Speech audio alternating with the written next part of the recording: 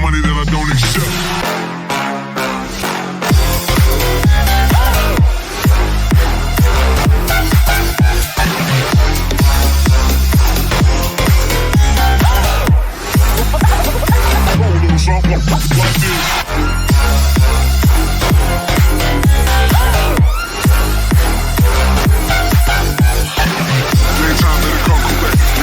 If you don't involve money, then I don't accept. If you don't involve money, then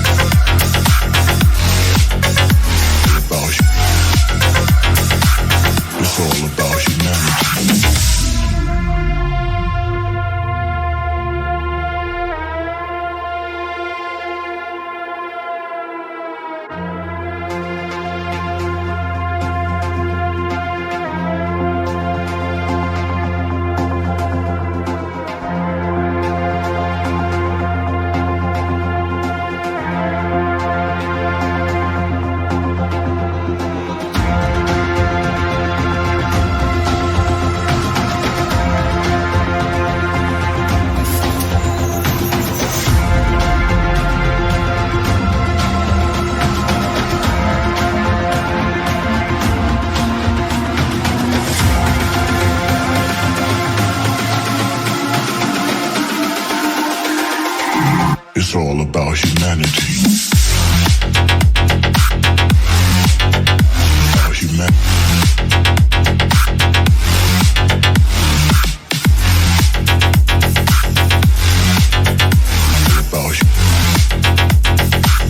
It's all about humanity. About humanity.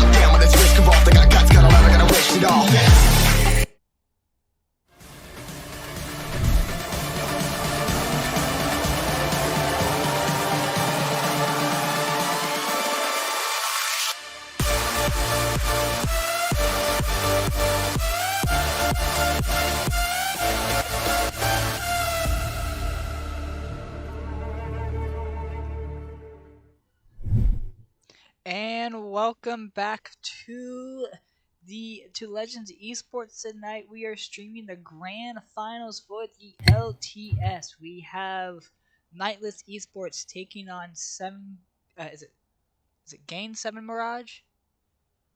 Is that their name? Pretty sure you guys are muted. Am I muted? No, I'm not muted. I'm going through loud and clear. But I'm here with my caster Shogun and Cursive. What do you guys think about these finals?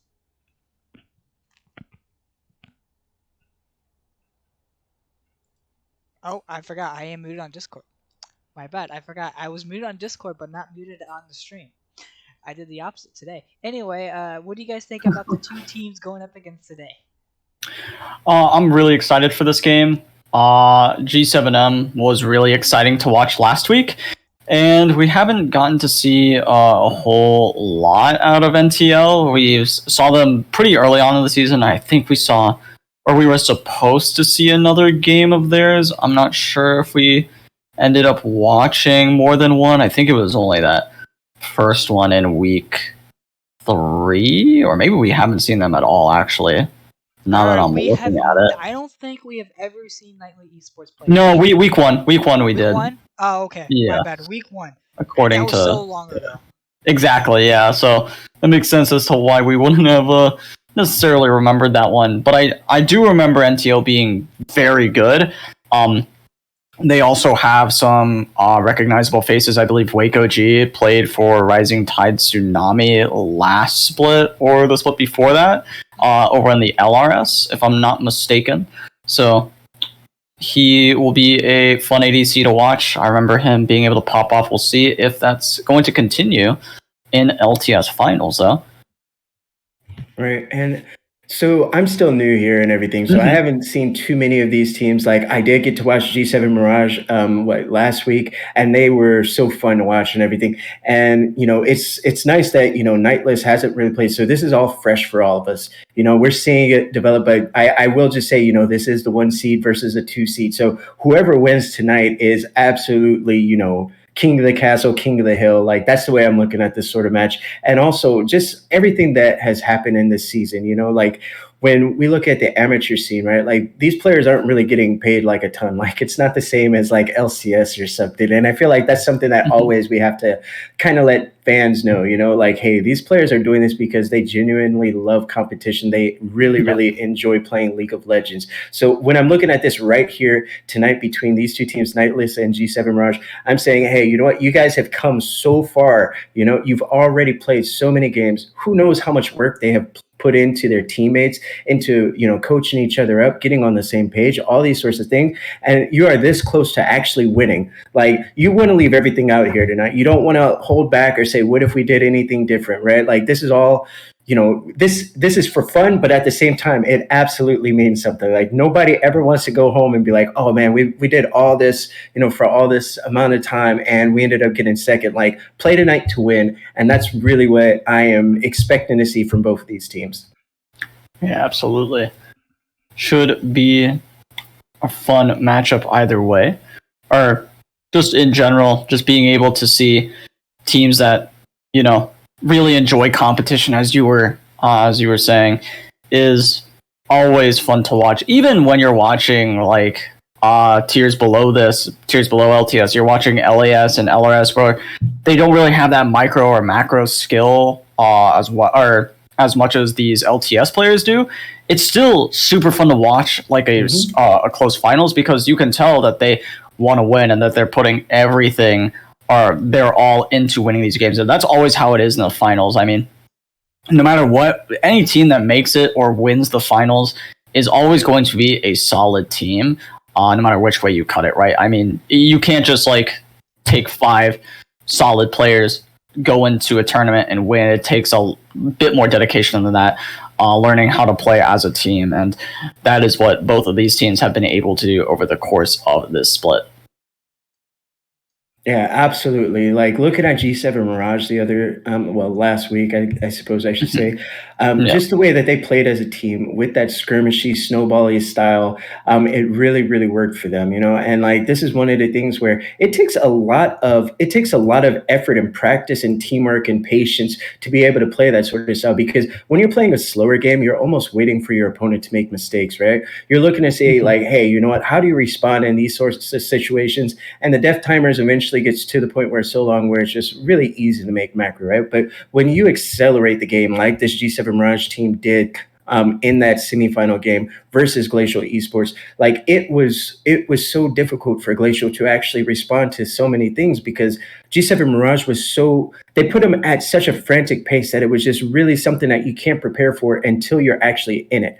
And when I'm looking at this Nightless team, I'm wondering, like, hey, did you actually watch what G7 Mirage did? Because they were streamed. And did you actually see the way that they, really took it to a really, really solid Glacial global esports squad? And when I'm looking at this right here, I'm wondering, like, hey, what picks are you going to go into as we go into this pick ban? Are you going to be looking at, power picks? Are you going to be looking at, what's strong in the meta that has been creeping up? Because there have been some things, really emerging, especially recently. Or are you going to say, hey, you know what? We've actually seen, maybe they have a read or something like that, and maybe they actually want to go a completely different direction and ban something completely, go in a different direction and ban away completely different picks. Yeah, absolutely. And that was something about G7M that I found really impressive and just really entertaining, is that they weren't really able to be banned out, right? It was every time they would, the enemy team would ban away something that seemed OP or seemed to just be absolutely demolishing them in the game prior, they would just pick something else that would do equally as well. So, and that's always going to be a team that is so annoying to play against from like an enemy's perspective. And we'll see if Nightless is able to kind of adapt to that and just try to, play for themselves, play for picks that they need. And specifically at that point, if the enemy team can like play anything, or like can play and take over a game with whatever, it's less of, we got to ban this because it's going to take over the game, but what can we pick? What can we ban away so that they can't synergize with that as well? And you got to be a little more reactive. And you say, all right, what can we pick to shut that down, or something along those lines? So see if they are able to, or if the side of NTL is able to do that. Now, one of my questions before we get started is, how do you think the jungle is gonna go? Because I feel like this game is mostly focused around jungle with these two teams. That's a good question. I am honestly not too sure. I think it's a big issue of both of these teams do have really solid junglers. And I would be slightly more biased to Best Turtle just because we've seen more of him in general. And I haven't really seen a lot of drops. But I would have to see the jungle matchup specifically. If they're both on carries, though, I'd probably give it to the side of NTL because I think their bot lane might be slightly stronger with Wake OG down there and Eric Northman against I'm Rob, and I don't know what that name is supposed to be because it just says user 42590. So I don't know if that's actually just their name or. It could be their name. You never know. I don't think it's their name. I think it may be No, I don't. With the system. Yeah, that's an interesting one, but yeah, I think the jungle matchup is less dependent on the junglers themselves. I feel like the lanes do have a lot of influence, specifically mid and who can get that bot lane prio is a big part of that, especially also where you start. It's just so after that like 5-minute mark, you start seeing who's going to start taking over the game in terms of the jungle. Now, who do you think is going to be the? Now, do you think we're going to get a Teemo tonight, like we did the other night? I hope so. I enjoyed Teemo. You've been seeing a lot of him in general in these competitive games. We saw him in LRS finals. We saw him in LTS last week, which was insane. I've been seeing him in amateur all over the place, which is just so fun. It's unsettling because it means that Teemo is like starting to find like a foothold in the competitive scene. But I gotta admit, it does make for some entertaining games. Right. I definitely think that Teemo is a big power pick right now in the top side. And I just wanted to go back to your point about the jungle, like what matchup, who's going to be really about like, taking over jungle. I would actually say whichever one of these supports are going to be able to roam and like hold hands. But they're starting drafts. I'm going to send you guys right over to pick a band. Okay. Yeah, absolutely. While we get into draft, you can go ahead and continue that point while they get these first bans out of the way here.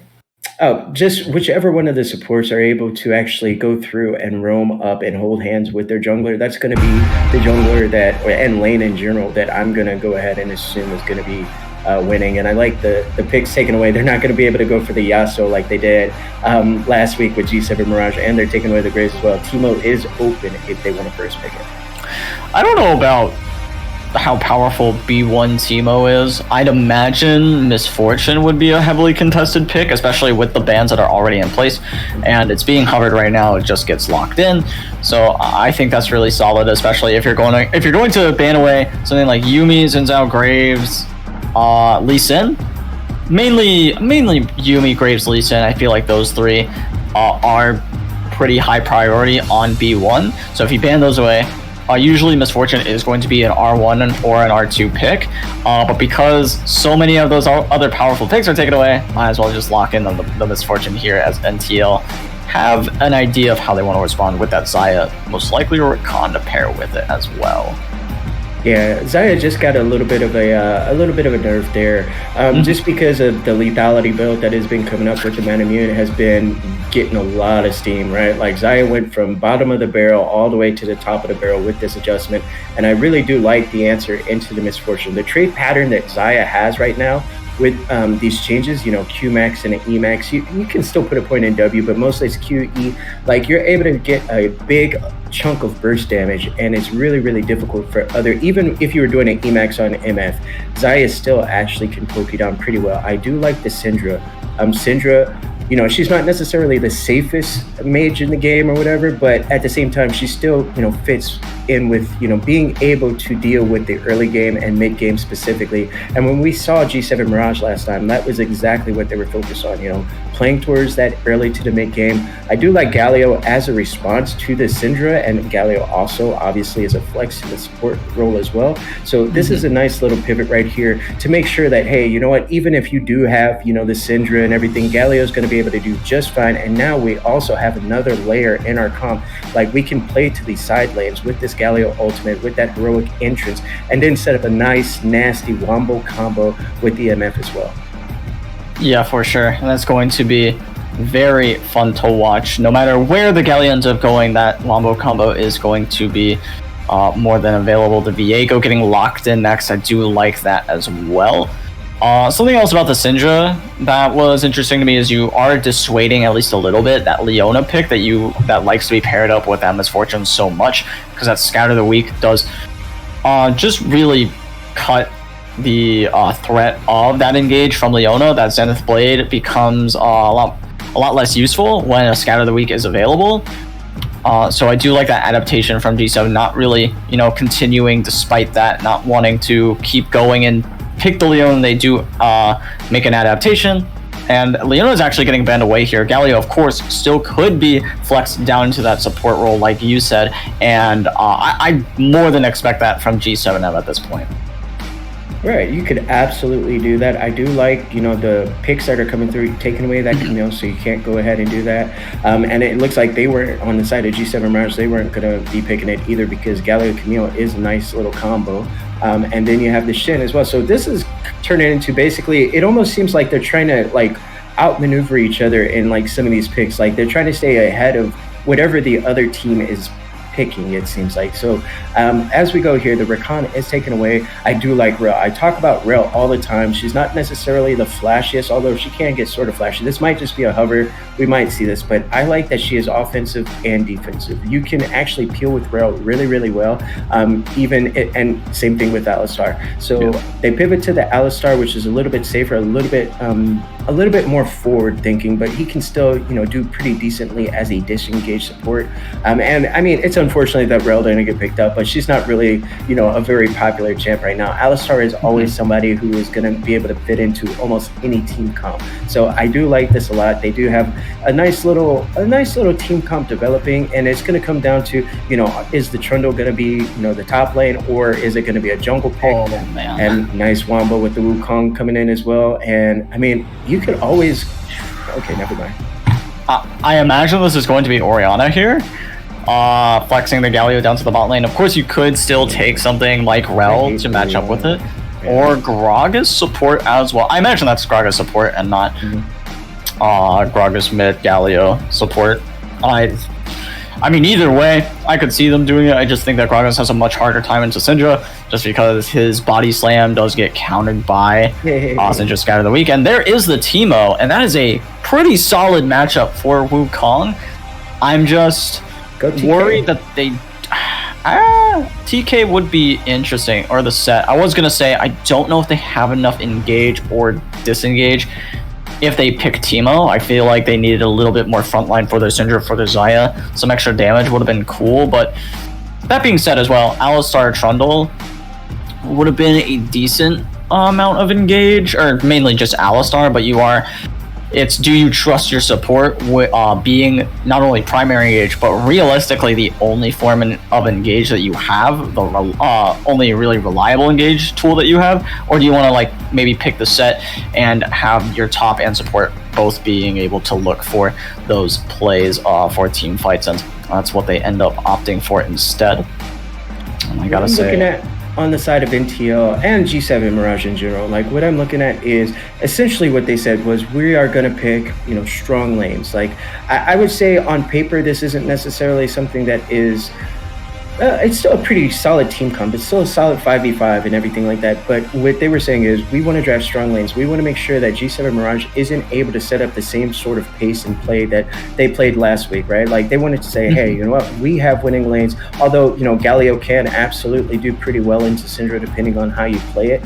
At the same time, G7 Mirage says, hey, you know what? We're still going to play, something similar to what we have been playing. Very aggro, a lot of team fight, but also solid lanes as well. So when I'm looking looking at this, it's going to come down to that MF. And there's CC on both sides. There are win cons on both sides. But I'm looking at this MF, and I'm just saying to myself, hey, if MF ever gets a big bullet time on any of these carries, onto that Xayah, onto that Syndra, it's automatically GGWP. It's over, right? So it's going to come down to, can Syndra blow up this MF before MF actually even gets started? If Syndra, because in this position, Syndra is actually the assassin to this MF. She is the biggest threat to this MF. So if Syndra can do that, then obviously NTL is going to win. But if it doesn't happen, then the MF is just going to take over the fight, take over the game, and it's going to be over.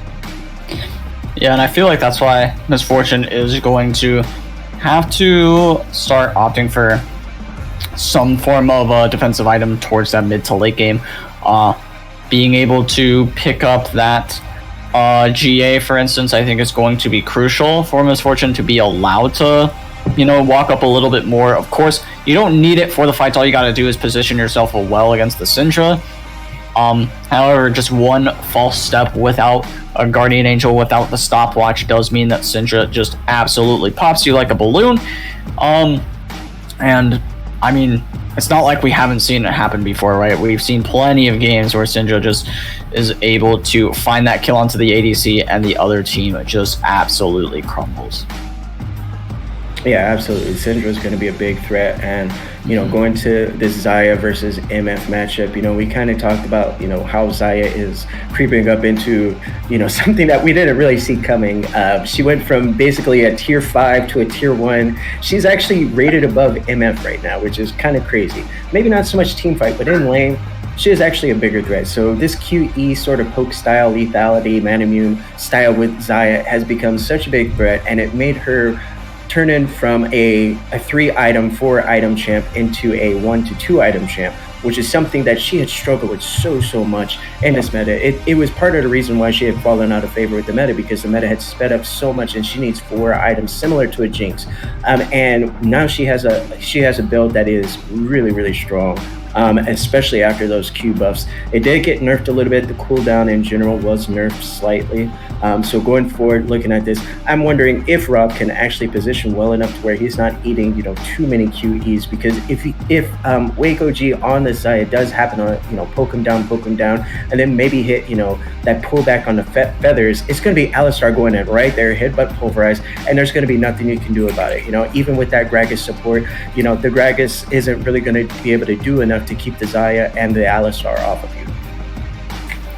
Yeah, for sure. And I will say, I was always a big fan of scaling Xayah. I haven't been able to see lethality Xayah myself, so I am wondering if after you are able to get that 2-item power spike, do you start falling off a little bit more, or are you just good always now? You're good early, and then you're also good in the mid to late game like Xayah normally is, or does that lethality take away from some of that power you normally would have had if you went crit? Right, so she goes Airy now with this build, and you can go Arcane Comet as well. So you're not getting something like a Lethal Tempo. So Lethal Tempo is already a rune that scales, right? Like the later it goes, the more benefit you get from it. It stays up longer with a bigger burst. So, it starts off with 40%, and then it gets up to 110% as, you get levels. So Airy gives you a little bit more damage, a little bit more poke in that lane and everything. But as far as scaling goes, so the lethality build is still pretty solid on 3 items, right? Now, if you're looking for something that says, hey, we absolutely have to bust down tanks, obviously the crit is going to do more, especially if you go with LDR. So with the Xayah build that's creeping up now, it's going to be more of a Shirelda's Grudge. So kind of similar to something that we've seen in Varus and MF in the past, and Lucian as well, where you take a Shirelda's Grudge 2nd or 3rd. That way you kind of get a little bit of slow right there. You get more utility. It still gives you like a nice percentage of pin, but it's not nearly the same sort of scaling as like, say for instance, like Kraken, Essence Reaver, IE, LDR, just those 4 items in general. It's going to give you a bigger amount of auto attack damage, bigger bursts, especially on those feather pullbacks. So with the lethality builds, it's going to be less damage. However, I want to make this clear. Like it's still respectable. Like it's not low or anything. Like it's going to be still relatively high. But the burst damage isn't going to be coming through from the auto attack so much. It's going to be coming down, kind of like a mage sort of Xayah, spell weaving sort of thing. Yeah, absolutely. And I am very excited to see this Xayah build in action. But before we see any of that, I'm going to go ahead and throw it over to a short break. Don't go anywhere. We'll be right back.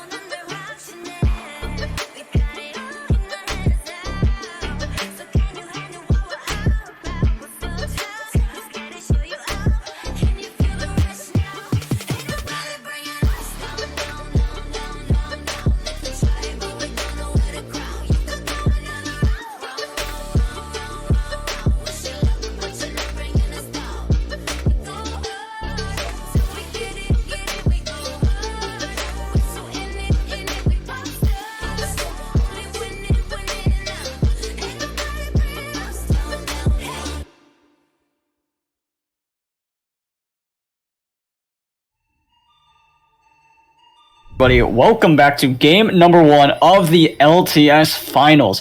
For this series, we have we're gonna go ahead and have for game number 1 of the series.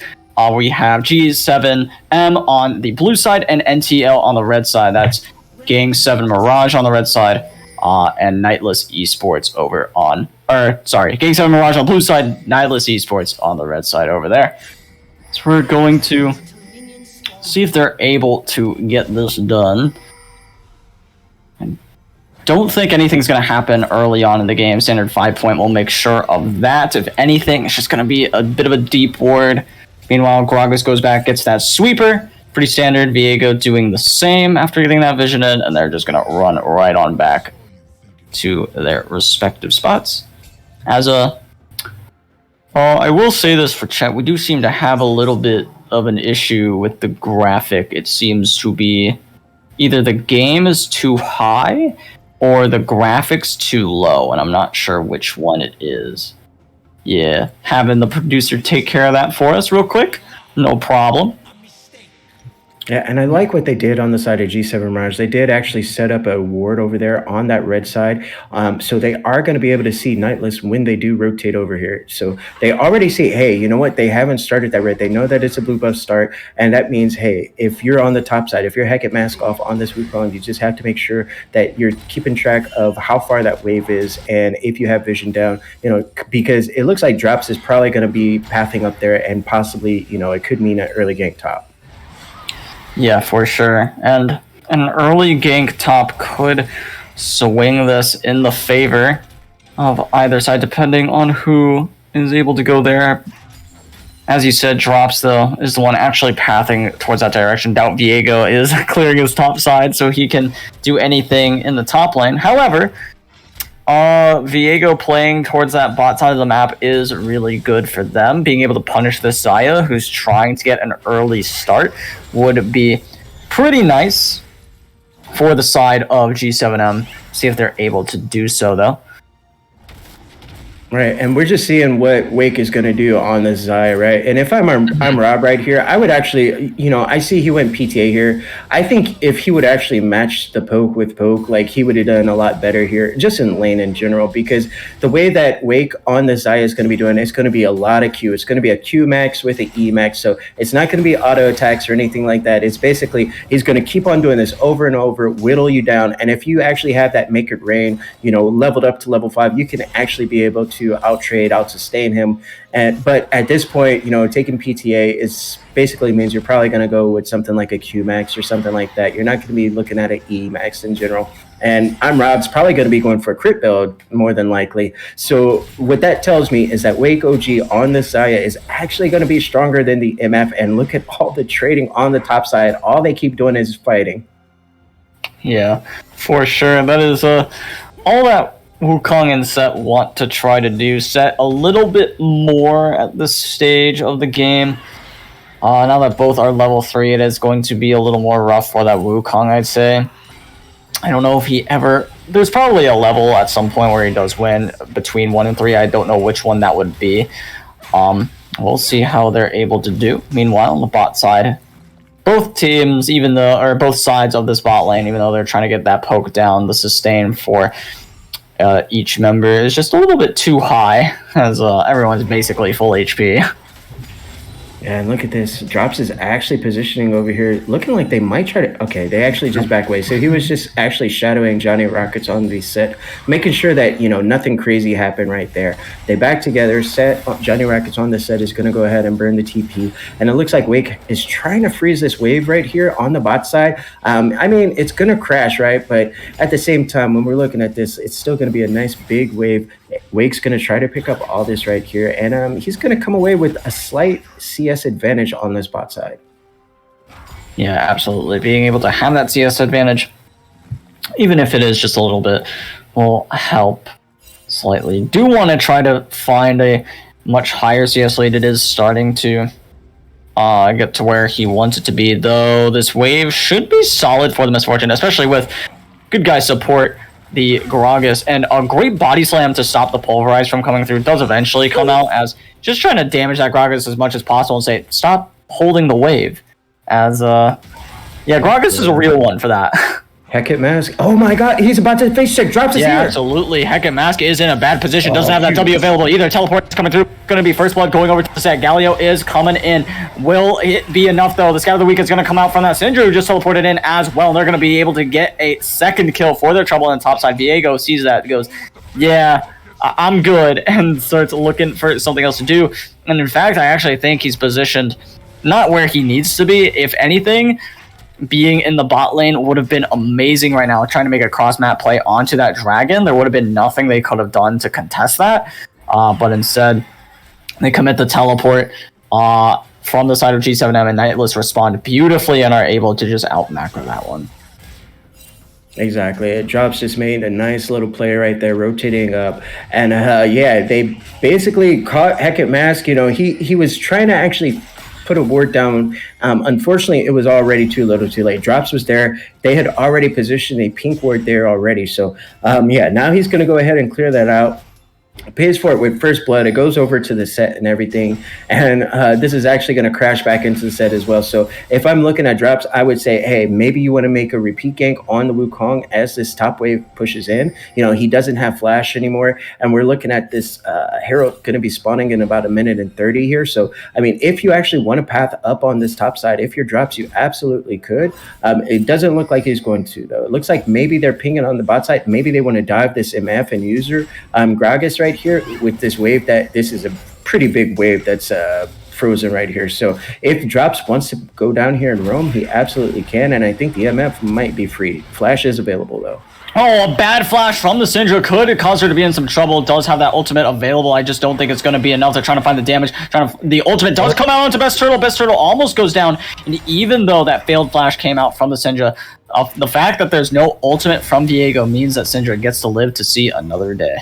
Yeah, but they're not done. Look at this. They roamed up from the bot side. Syndra's still in nice trouble. flash body slam. That should be a solo kill maybe for the Gragas. He starts walking back towards mid lane. The E is going to come through, but now the flash over the wall, trying to find everything. The taunt is going to drop as well. They're able to drop tower aggro finally. The Alistar is going to go in, trying to find the headbutt pulverize.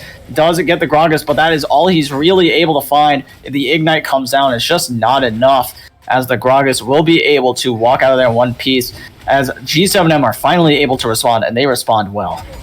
Yeah, that was just a nice little play right there. Heads up by Rob and OK. We got fighting on the top side. Hecate Mask might be in trouble again. Johnny Rockets might be wanting to dive this, and he does have the showstopper available as well.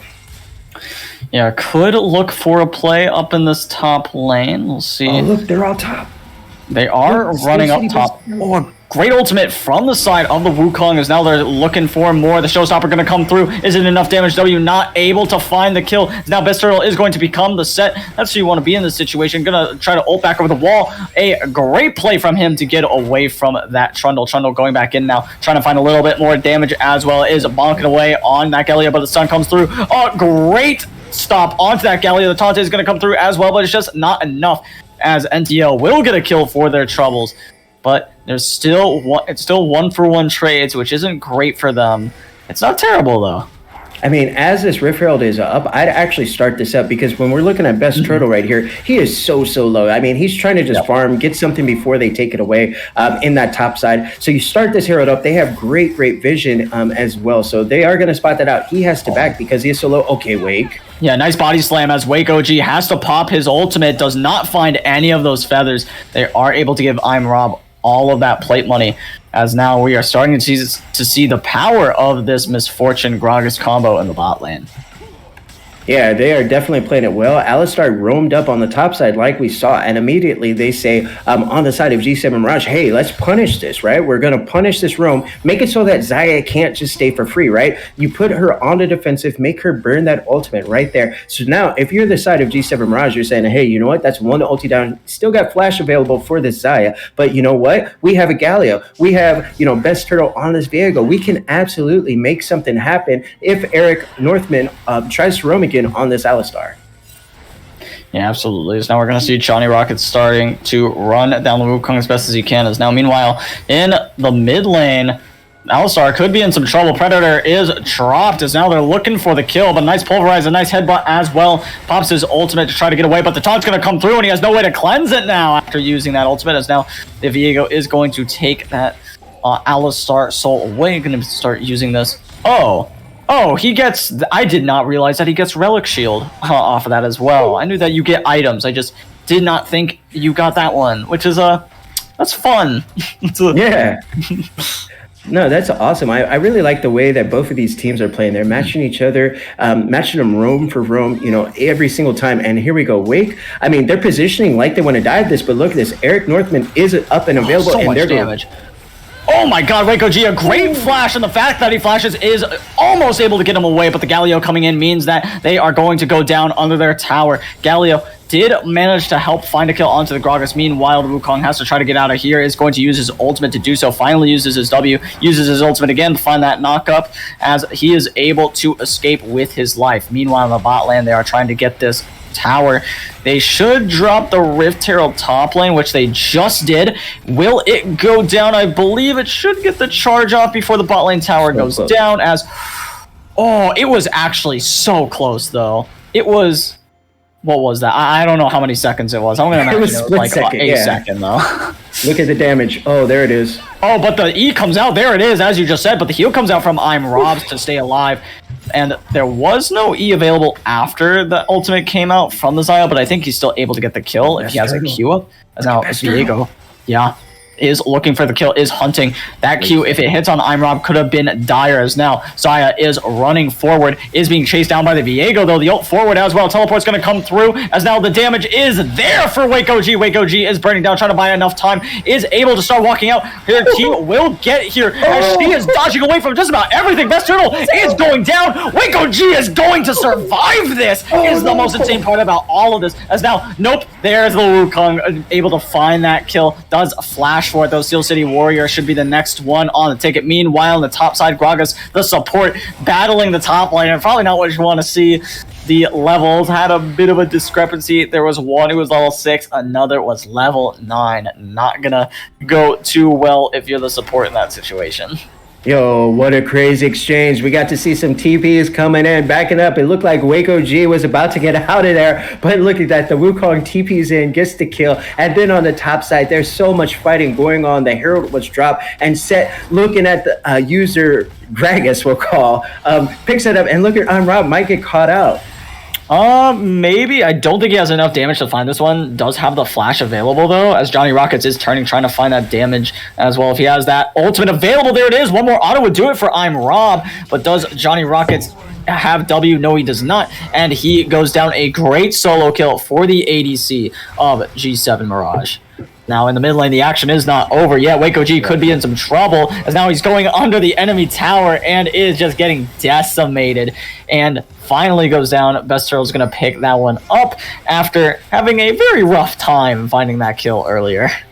Yeah, Best Turtle is actually quietly picking up some kills here. He is, I would say he's fairly strong. He's got the Sunderer. He's 3-1-1. It's 8 kills apiece, right? But the big difference is the Herald went over to the red side. And here's the thing about Herald. You get so many plays of it. And the way that they did it, they didn't even need the Herald for necessarily a first turret. They did get first turret off of it. But then they also got so much damage onto that tier 2, right? So if they just breathe on that top side tier 2 for the side of Nightless, it is just going to fall over. And you know what that means, right? You're able to push down, you're actually going to be able to push down inhibs on this next Rift Herald that spawns in a minute and 11, right? So if I'm the side of Nightless, I'm thinking to myself, yo guys, if we actually just position well, set up vision, clear out vision around this hero, if we play for this next Herald right here, we can absolutely start pushing down. Okay.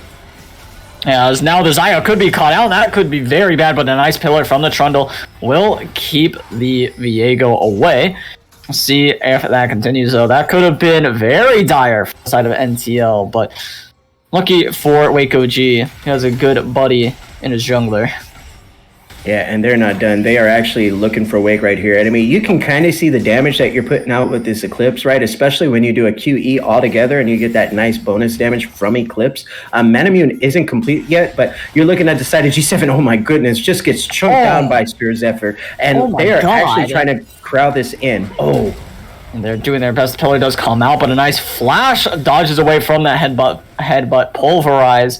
On the side, I believe that was Steel City Warrior getting away from that one. Meanwhile, going to see them set up for this dragon. Not having flash on that Galio could be a hindrance to this team fight coming through. As we'll see, I mean, we just see NTL have full vision control of the dragon pit or of the river, and not really a safe way to walk into this one. As long as they have vision of the dragon, I mean, it's up in 15 seconds. They don't need to be face checking anything quite yet. They do get to Wukong, so they are able to just kind of walk in through bot for free. So they're not in an awful position by any means, but they are all spotted out. Taunt's going to go down onto the set, and that's going to be their target, but that huge shield means that it's not going to be too much. Wukong going in with that knockup, as now Misfortune is relatively untouched, but Gragas has gone down, and they finally start getting onto Amrab, but a great Galio ultimate will keep her alive for now. Meanwhile, the Viego gets a reset, becomes Alistar. That's not necessarily who you want to be. You need to start doing some damage. There it is. Was not able to find that combo either. Messed it up a little bit. Bullet time's going to come through. They were all clumped up for a little bit, but it's just not long enough, as now Waco G, or I'm Rob, sorry, is the only one left alive for the side of G7M on 1 HP. Syndra looking for this kill. All she needs is a scatter the weak. That is it. The flash, there it is, able to scoop that one up for herself, as now NTL will take a commanding lead in this game. Yeah, I mean, that was basically an ace. I mean, a user 42590 on this dragon, it just came up right when MF died. So it was a quick little ace right there for a second. On the side of Nightless, they went ahead, they take that dragon as well, and now pings are going down on this hero. So they are playing this really, really solid. They've definitely been able to... I would say take it to G7 Mirage. The same way G7 Mirage took it to Glacial, this is the way that Nightless is really starting to play against G7 Mirage, which is so surprising because going into this, after seeing the way that G7 Mirage played last week, you know, the way that they were so aggro and everything, they're still playing pretty aggro as well. But Nightless is just matching them every single time. Every time it looks like G7 Mirage might be coming out with just a little bit of a lead, like it's Nightless actually saying, no, you know what, we're turning everything around right here. We're going to be the ones picking up the lead. We're going to be the ones picking up this objective right here. And as we're going into this, right, the Herald has just spawned, and it looks like Nightless is positioning around this Herald as well. So they definitely want to contest this. They definitely want to try to get this. And the topside turret has fallen. So if I'm the side of Nightless right here, I'm saying, yo, if we get this, we can just bulldoze down top lane right here and crack this inhib tower. Yeah, absolutely. As see how this goes, if G7M are able to claw their way back into this game, or if NTL is going to start shutting them down. Now, I will say G7M is definitely not out of this one. It's not as much of a lead as you might expect.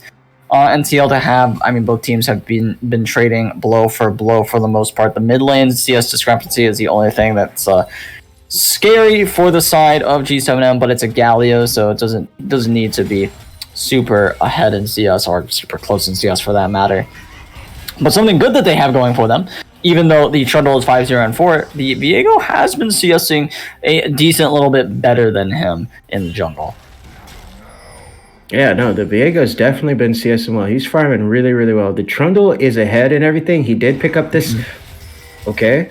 Oh, wait, this could be a pick on to the Alistar. Alistar does pop his ultimate, stay alive, but the taunt's going to come through, and now he's going to get knocked up. Isn't enough damage. Everfrost going down, as well as they are able to pick that one up onto the Alistar. Now they got themselves a solid engage tool. Okay. They have to start running away, but Wukong's going in, gets that knockup, as now here comes the Alistar Viego. He's going in, does instead use his ultimate, is still using that Alistar E, though, as that goes off. A great interaction, really solid of Turtle to understand that that's how that works, to pick up that kill. As now the Syndra should be able to get away from this one. Is there a ward available from the Wukong, as now he will get stunned up, as now Syndra is going to be running for her life, not able to find the damage there, trying to use that ultimate, find the kill, is not able to do it, as Wukong will get that solo kill. Meanwhile, in the mid lane of the body slam, just barely missing onto the Xayah because of that ultimate, but now flashes right into the feathers, as Xayah is able to find that kill with her jungler, flashing forward for another one as well. As that ends up being a 3-for-3, everything said and done, I believe, or it's a 2-for-2. Not entirely sure what the count there was, but either way, solid fight for both sides. Yeah, I wish they would have dropped this top side, but I mean, you know what? They're going to get something out of it. That's going to be a tier 1, tier 2 probably, and they're going to try to brute force down this inhib. Yeah. So I do like this. Okay, bullet time. The bullet time will be able to take down that Rift Herald, which is very important, but they are teleporting in to keep this minion alive, and they're not actually going to be able to get anything else out of that, so not a huge fan of the teleport there from the Syndra. Also, Set had teleported previously. I'm not sure if that one was necessary either. Can they do this? G7 Mirage just TP flanked around. There was a great scatter that came through from the Syndra. Oh, Gragas ulti! Oh, the ultimate is absolutely massive as Waco G will go down, does heal up a little bit. Ultimate comes out from the Wukong, just not able to find enough as Waco G always seeming to just barely live. In the last time that happened, he didn't live, but he was living for way longer than he ever should have.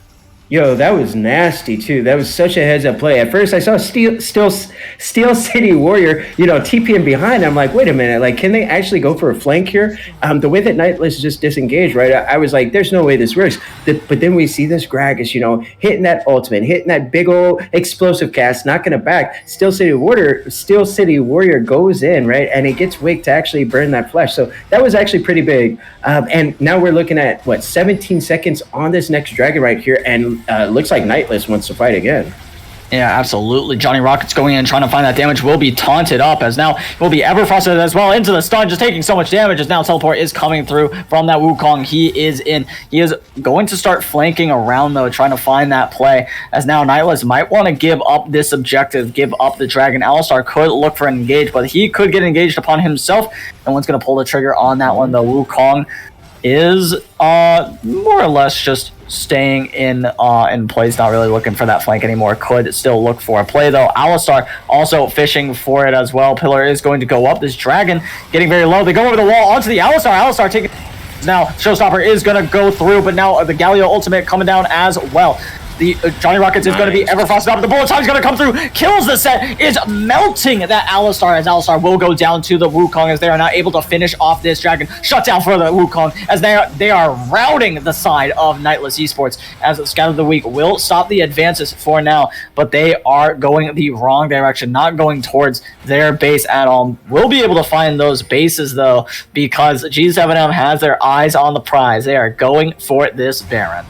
Yo, I love this call by G7 Mirage, right? Like, they get that nice win, they pick up the dragon, and they say, we're not going to chase these kills. You guys can go for it. We're not going to waste our time. Our prize is this Baron Nashor right here. We want to get this. It gets spotted out, but it's just melting so fast. And I just want to say, I'm Rob on the MF with that play right there was actually so clutch. That was legit.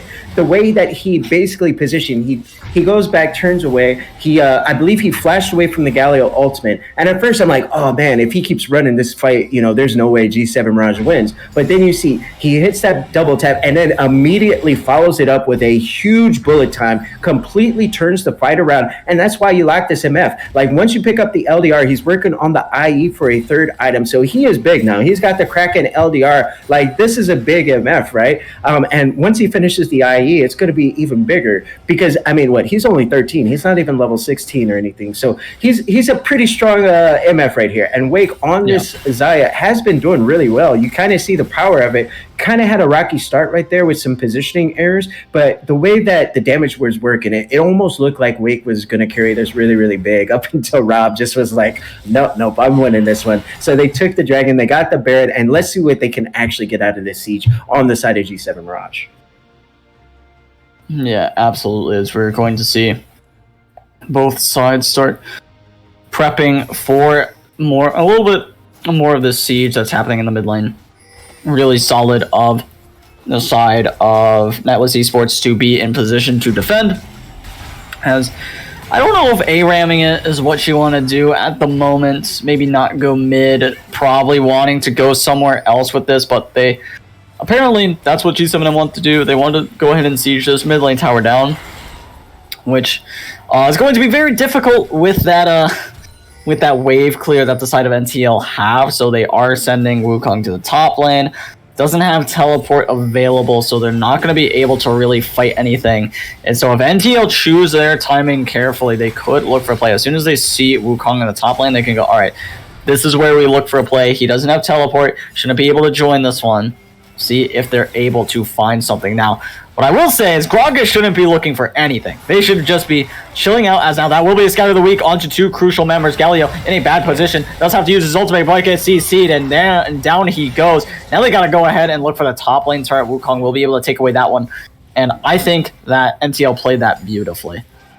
No, that was perfect. The way that they were just positioning, they were just waiting for G7 Mirage to make a mistake, right? And as soon as Steel City Warrior just positioned a little bit into that jungle where Nightless was waiting, they immediately pounced. They didn't waste any time. They immediately go straight in to that Trundle Pillar, subjugate, and then we saw Eric Northman on this Alistar knock Steel City Warrior out of that heroic entrance, so he couldn't even get out of it. So I really like the way that they played that right there. The wave clear was legit, like you called, on the side of Nightless. So with G7 Mirage right here, I'm thinking to myself, yo, we probably might have to win 3-1.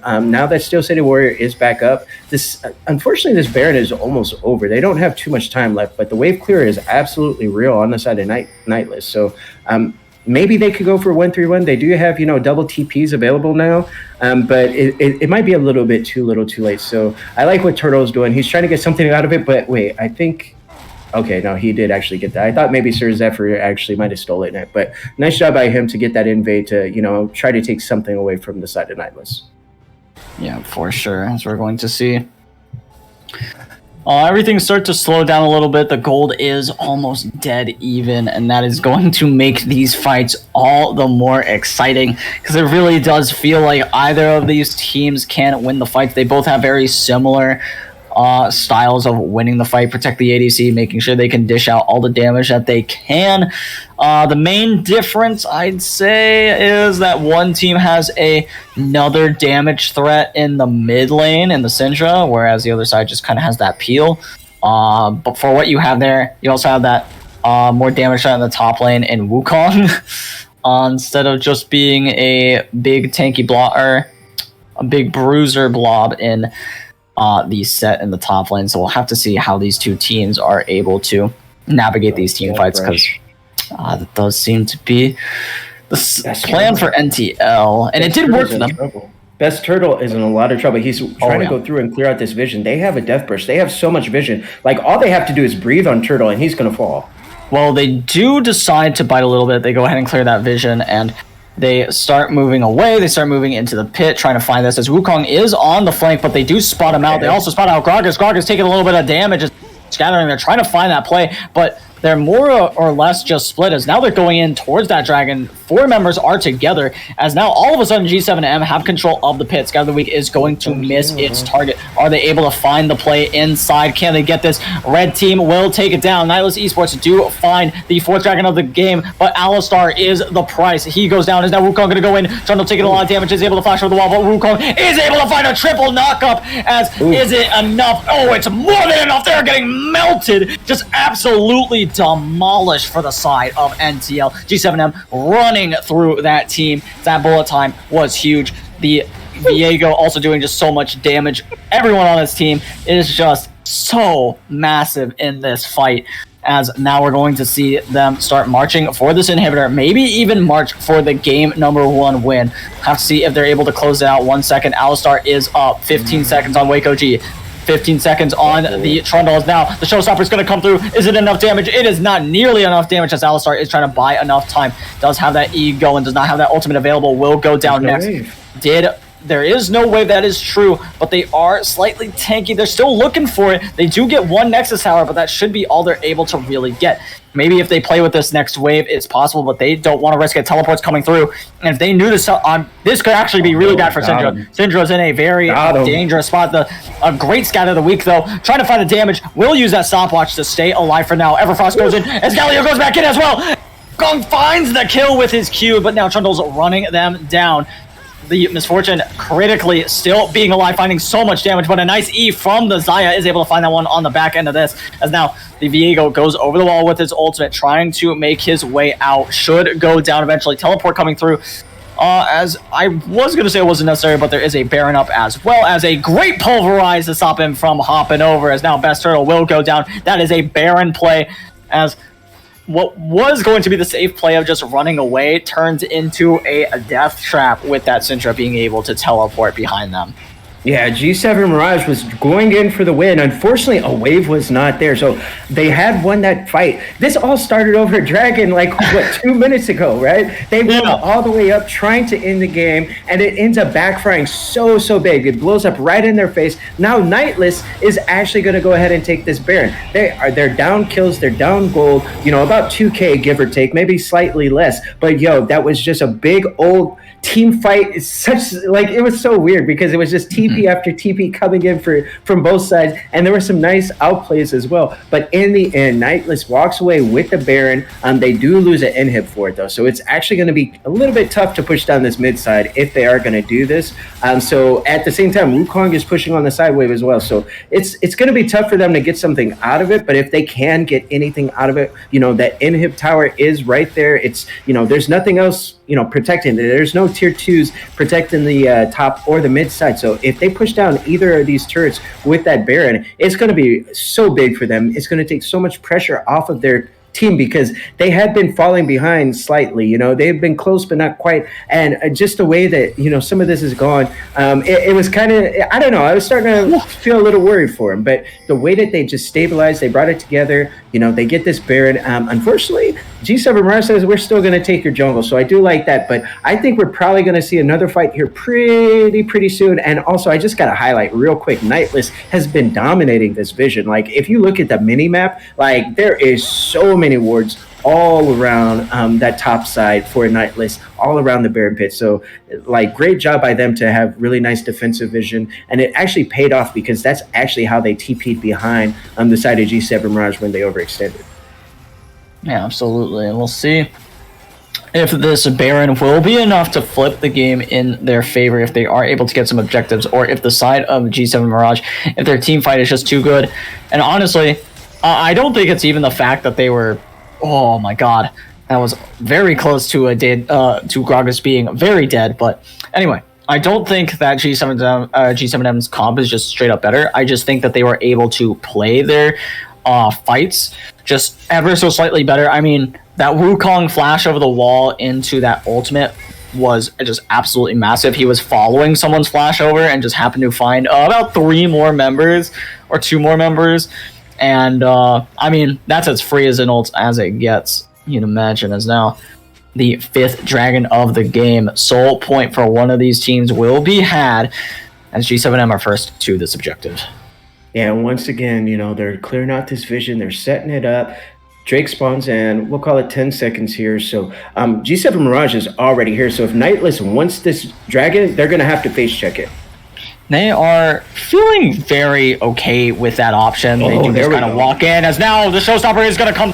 Is it enough, though? He's taking so much damage. W. I'm Rob is half HP, but now Johnny Rocket's going down. Wukong on the back line as well. I'm Rob has found his kill. Now Wukong able to find a solo kill on to that Xayah, as now the rest of Nightless will start dropping. Nothing that they can do without their main damage threat. Alistar will try to do something. He's just not able to do anything, as now Syndra has to run for her life, but she will fall. Maybe as that's a teleport from the Galio, I believe, right behind her, gets that kill, and now they're going to push for the end as Nightless just get run down by G7M. Yep, G7 Mirage showed that scrappiness that we kind of come to expect, right? We saw it last week and we're seeing it again. They just came through. They were in position for this dragon. And honestly, Nightless really didn't actually have to try to fight over that. It was only going to be their 3rd dragon. And G7 Mirage was already there. And I feel like Nightless knew that. But they were kind of confident. They kind of said, hey, we think we can win if we take this fight. But the inhib was already down. And that was the big thing. That was the reason why it was so easy for G7 Mirage to just in right there. They had already broken the base of Nightless Esports. So as soon as they won that fight, they got an ace for nothing. And also, I want to highlight Steel City Warrior on that Galio popped off hella hard right there. Like, that was so nasty. But once they did that, it just made it so easy to just win right there. And GGWP, great job for the first game from G7 Mirage, taking home this game 1 win. Yeah, that was a very exciting very exciting game 1. Not done yet. Very exciting game 1 of the finals to Cass, and like I'm even more excited for games 2 through possibly 5, depending on how these next few games end up going. Because I mean, if they're anything like game number 1, it's going to be one heck of a series. Exactly. I really like the way Nightless played most of that. Like that was so good. Like the way that they were able to take it to G7 Mirage. It looked like for a little while, it looked like Nightless was actually going to win. I didn't really know who was going to win. I'm like, man, this could go either way. But at the same time, G7 Mirage just once again showed like how well they can play as a team. And on the side of Nightless, we're looking at the damage charts. I mean, there was some pretty even like damage going through, right? The Set, the Sindra, the Zaya, they all were popping off, right? All over 20K. And on the side of G7 Mirage, only the MF was over 20K. So it's pretty crazy looking at how much damage was coming through on this Nightless squad. But it just goes to show how well G7 Mirage is executed, how well they played this team comp, the scrappiness and the way that they isolated kills to actually build leads was pretty impressive. Yeah, absolutely. And we'll see if they're able to recreate that success in game number 2, or if Nightless will take that one home and answer back. But before we see any of that, we're going to go ahead and send it over to a quick break. Don't go anywhere. We'll be right back.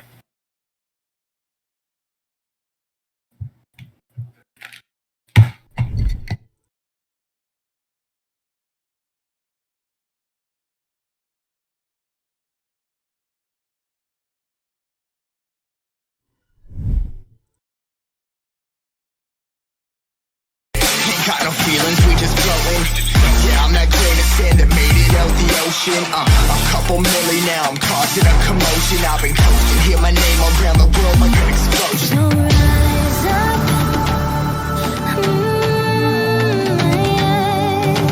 rise up.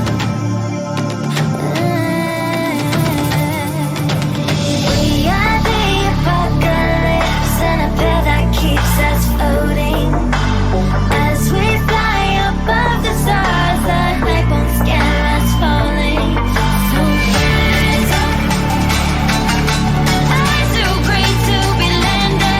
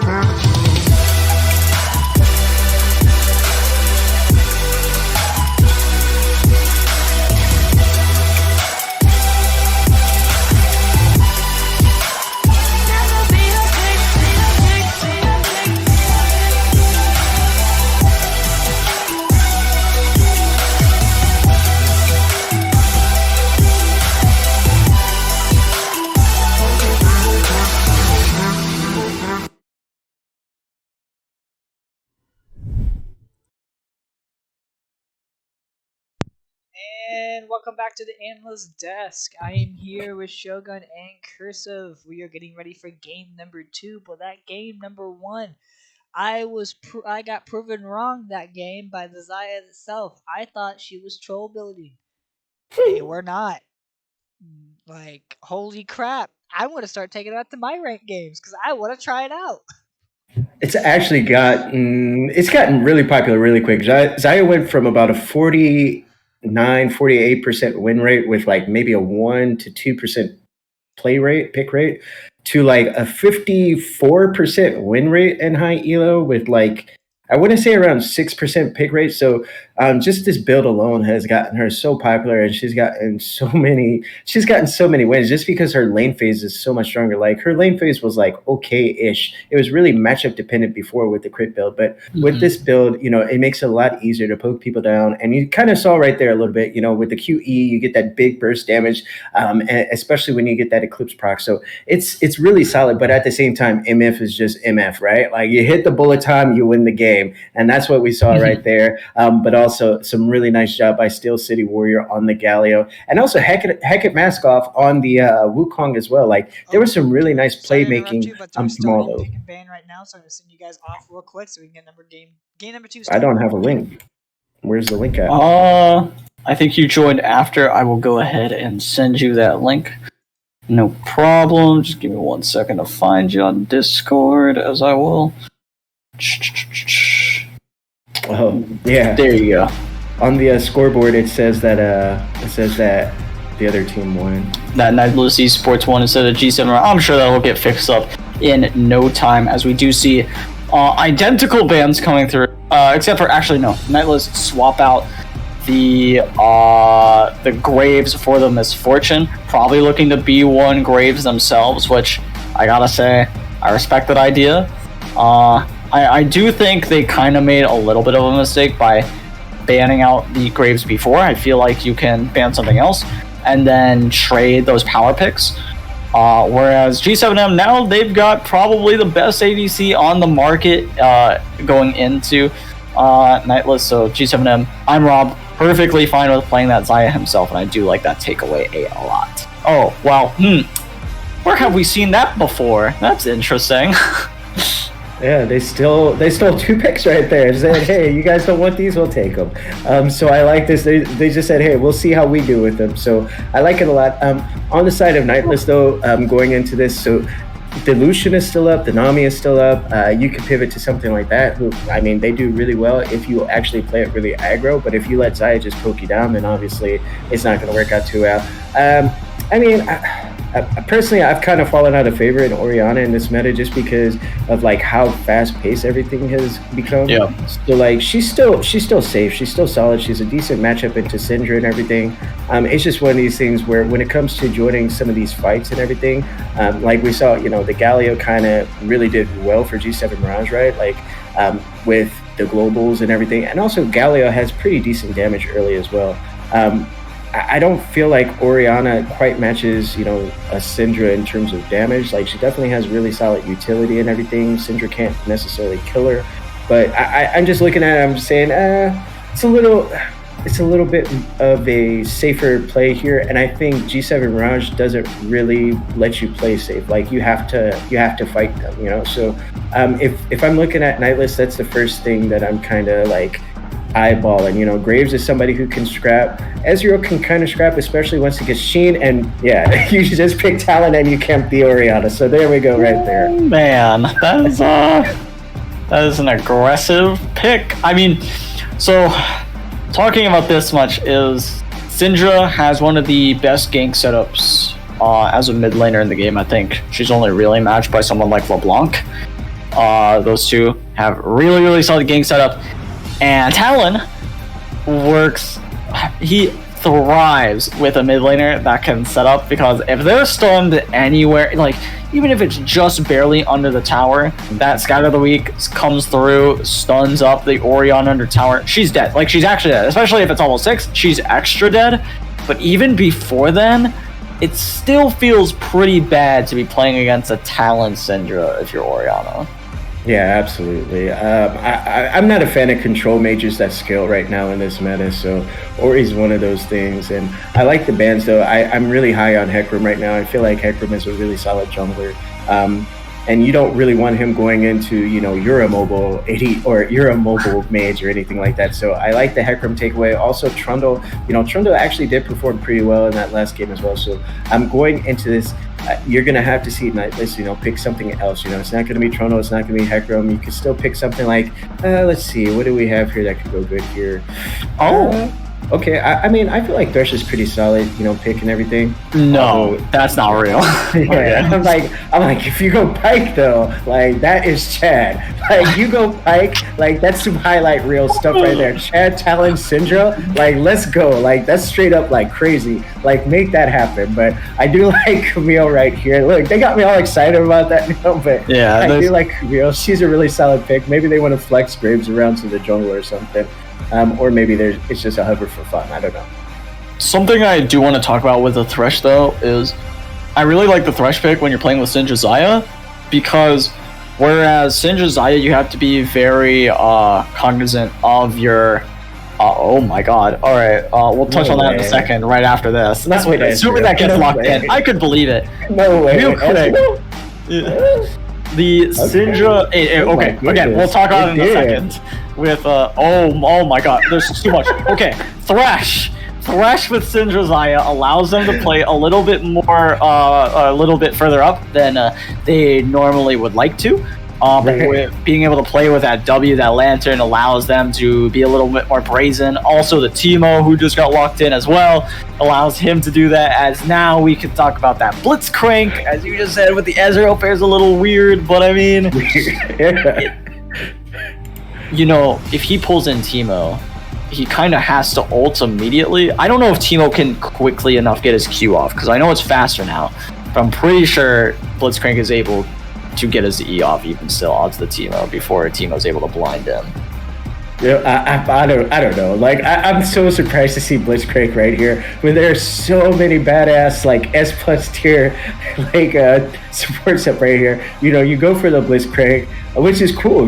Like that's Chad. Like that's straight up like, bro, we're trying to make something happen. Like you don't see this paired with Ezreal very often. I feel like Ezreal can do well once he gets at least Sheen minimum, right? Like Sheen plus Manamune and like gets those two items, which are basically similar to the items that Xayah is going to go through as well. But like once you get those, like I feel like the matchup can work really well. But if Ezreal is like hitting pokes on the Xayah or the Thresh or something like that, like it would all be about like, poke you down, and then Blitzcrank, goes in with that magic hand, just grabs you, picks you up by your throat, and then you die. So I think the idea is, kind of cool. It's not something you necessarily see very often in solo queue, but I think it can work if they play it really well with the Ezreal. Like if he's hitting Qs, the Blitzcrank is just going to be able to make, free kills for the Ezreal. And on the other side, though, at the same time, like if G7M and Mirage are piloting the Xayah really well, like it's almost the same thing, back at you, right? Because it's the Xayah, poking you down, and then it's like, oh, hey, by the way, now Thresh is going to be hooking you in, and Xayah's going to clean up, and by the way, she actually can root you up as well. So if you get rooted up by one or stunned up by one, you're going to get that chain CC as well. So that's something that Ezreal can't bring. So I think that, the kill pressure is going to still go for the side of the Xayah Thresh here, even though that's kind of a weird pairing also. And also with the Talon, like you talked about, like the Talon is going to be able to roam all around this map, making so many plays. Like I feel like almost every lane is, I don't want to say necessarily gankable, but if you poke people down well enough, then it is gankable. So same thing with Teemo. Teemo needs to poke you down, and then the Talon can come in and clean you up, right? So I think this side of G7 Mirage have a pretty similar idea throughout all the lanes. Like if anybody gets low, Talon comes in and he cleans up. And then on the side of Nightless, they just have pretty solid lanes, right? Like I think the Camille, like you have to be really, really careful about Camille though, because like I've seen Camille get a little bit too aggro into Teemos just because they think they can steamroll them early. And it's like no, you don't actually steamroll the Teemo. It's possible for you to win it if you play it really, really well, or if Teemo misplays it. But Teemo generally beats Camille pretty hard. So hopefully Johnny Rockets knows this matchup, because he did, pick this Camille, which is a pretty solid pick right here. And if he knows it well, like, he should do fine. But if he doesn't know this matchup, it's going to be really, really difficult for Camille and to Teemo. Yeah, absolutely. I mean, it's going to be an interesting matchup to watch. I mean, every time, Dan, you automatically go, all right, top lane is going to get bullied, because I mean, they picked the last pick, so they saved it for counter, and I actually think it was such a good counter pick, right? Because even if Graves goes top lane or Camille, like, they were, as soon as they saw Graves, they were like, all right, we could pick Teemo, and then they're like, well, hold on, Graves can still go jungle. We have to see what they take top lane. Or like, save it for counter pick. But if they pick something super good for me here, like Camille or something like that, pick me Teemo, and I'm gonna go off this game. And I mean, that's what I expect now from Hecate Maskoff, especially seeing how well he did on that Wukong. I don't expect a similar style of performance, but I expect a very similar outcome coming into game number 2, especially given the fact that he was given the counter.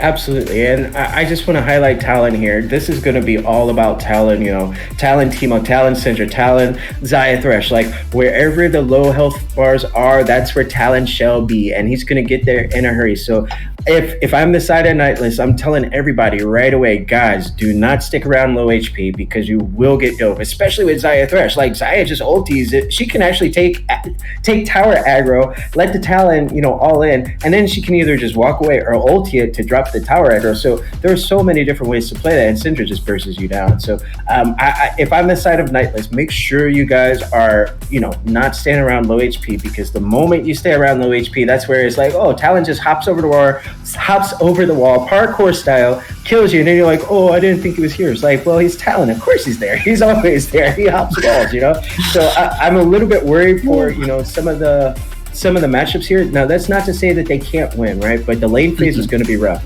If they can actually get out of lane phase, without, surrendering too many leads, too many major objectives, they absolutely have a chance to win. We saw that last game, they played so well as a team against this G7 Mirage team, and they can absolutely match them. It is going to be an uphill battle for the side of Nightless, but that doesn't mean it's impossible.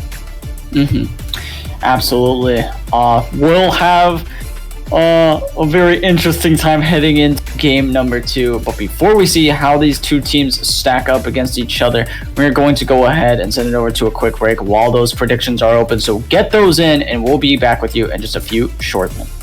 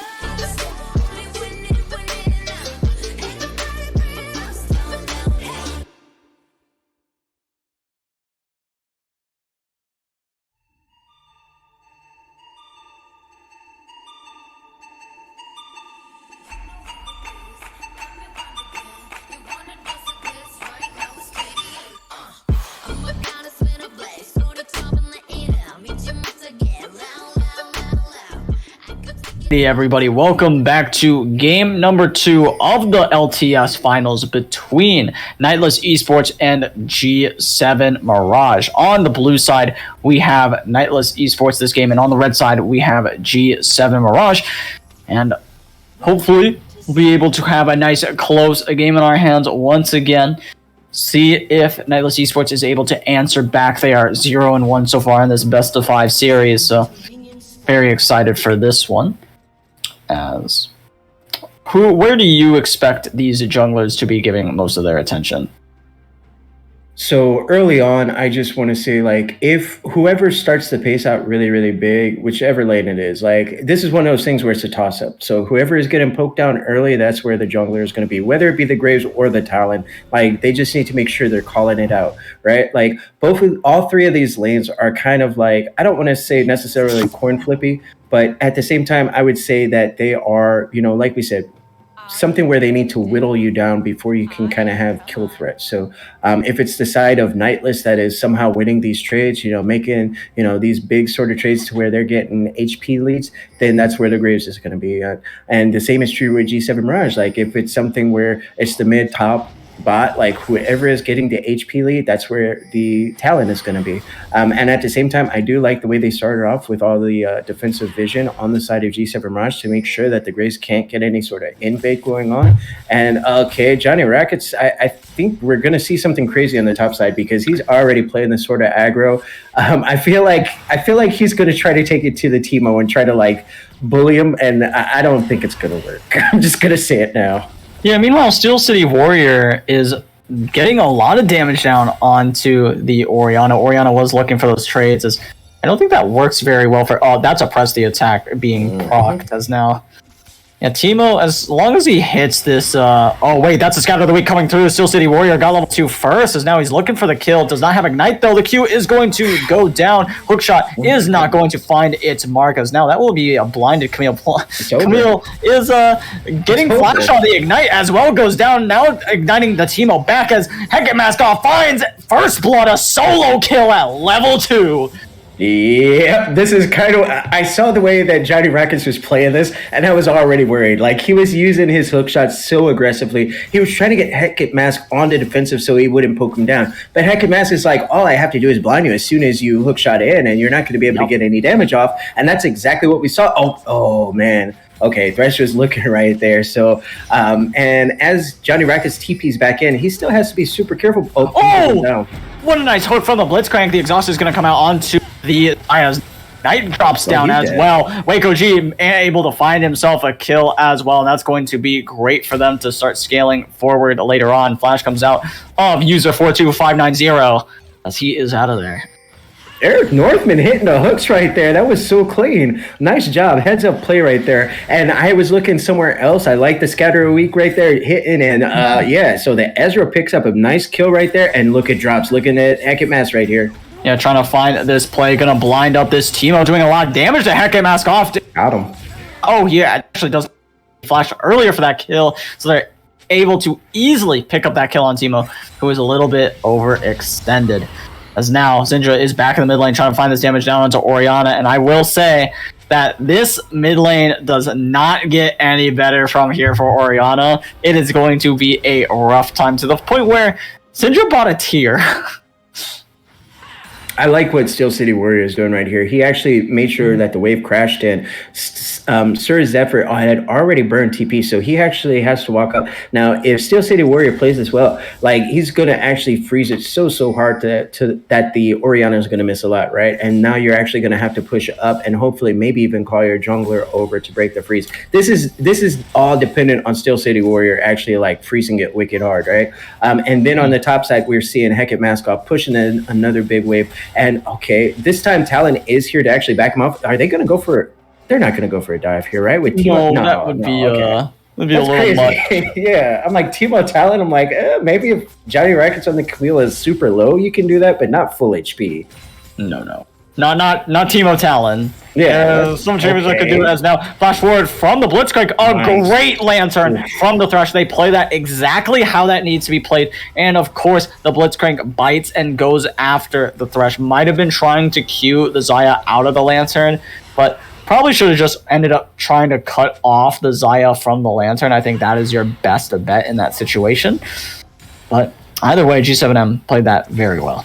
Yeah, that was wicked clean right there. And we see I'm Rob. He actually did go tier, so I'm pretty sure he's probably still going to go lethality as well, or some sort of rendition with the Manamune. Meanwhile, Syndra, Syndra does have to pop that flash, does dodge away from that cute damage from that Graves. As now we end up seeing this Graves have so much more of an impact in this game, is able to gank just about everything as he's... I feel like he needs to be playing around this mid side just a little bit more, as that Scatter of the Week is going to go down. And could you imagine if Talon was just waiting in the wings as that Scatter goes down, he just runs in, would have been able to easily pop that flash at the very least, maybe get a little bit more.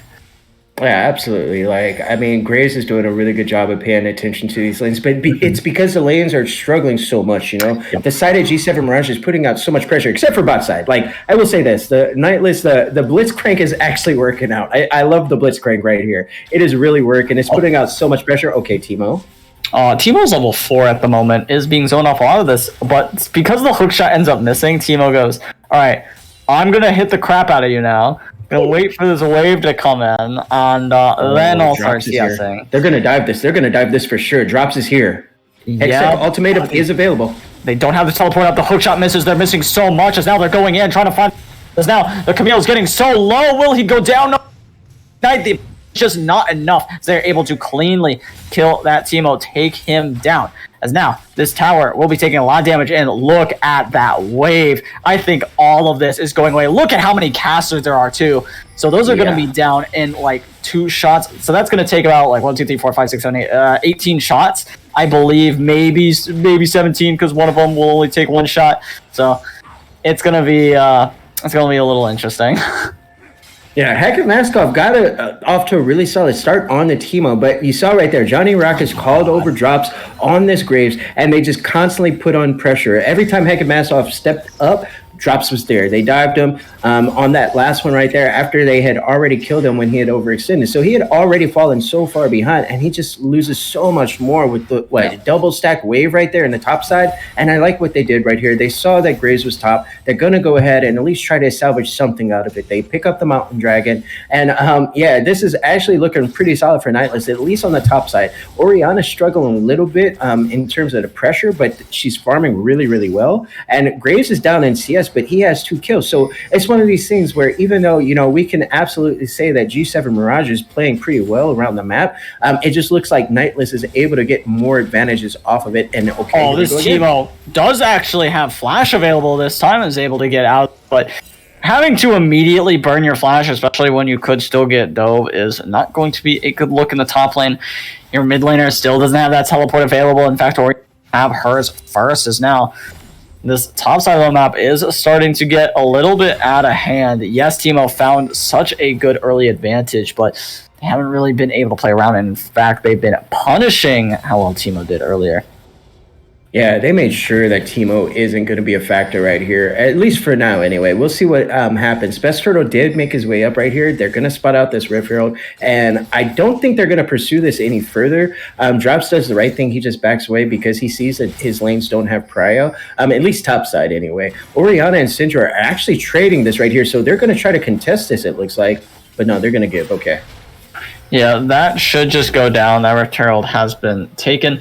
Now Oriana isn't hard shoving this wave, which I think is a slight mistake. She is now, I believe, but Syndra should be able to get back in time. Actually, she's not. I'm trying to see what she's doing on the minimap. She was trying to match the Syndra roam at first, and it looked like they couldn't decide. At first, they were like, "Oh, we'll match it," and then they were like, "No, we're not going to match it." So yeah, that's kind of why you saw her like kind of in the middle right there, because she was matching Syndra's roam up, and then I think that Drops was just like, yeah, let's not even gonna go. Yeah, the Hextech ultimatum has fallen now. Graves is here as well. Talon is just so slow for this play. It's going in now though. Hookshot is going to be used to run away. Johnny Rocket's getting so low, will not go down. The ultimate comes in as the ignite is enough to find the kill, as Talon is just getting outplayed in this game. Drops is just doing so much for his team, is at the plays 5 steps ahead, and meanwhile Best Turtle, well, hate to say it, but his movements have been a little bit too true to his name, unfortunately. Yo, drops right there, paying a lot of attention to Johnny Rockets on this Camille. He's saying, bro, like, I gotta make sure I got your back. I'm gonna make sure you're gonna get out of this lane phase with the lead. Because if we get Camille strong, that just helps us out so much in this mid game, right? And the way that, Camille is able to engage, with that hook shot from so far away, with that Hextech ultimatum, able to lock in place something like a Syndra or a Xayah it's huge for the side of Nightless. So the way that Drops is playing, every time that Teemo pushes in, Drops is there. Every time it's a big double stack wave, Drops is there. Okay, the shockwave is coming through as now they're going to look for a little bit more. Easy. Is not so long for the Blitzcrank is able to pick that one up for themselves. Unfortunately, is the one who ends up taking that one away. But either way, Nightless is just playing so well.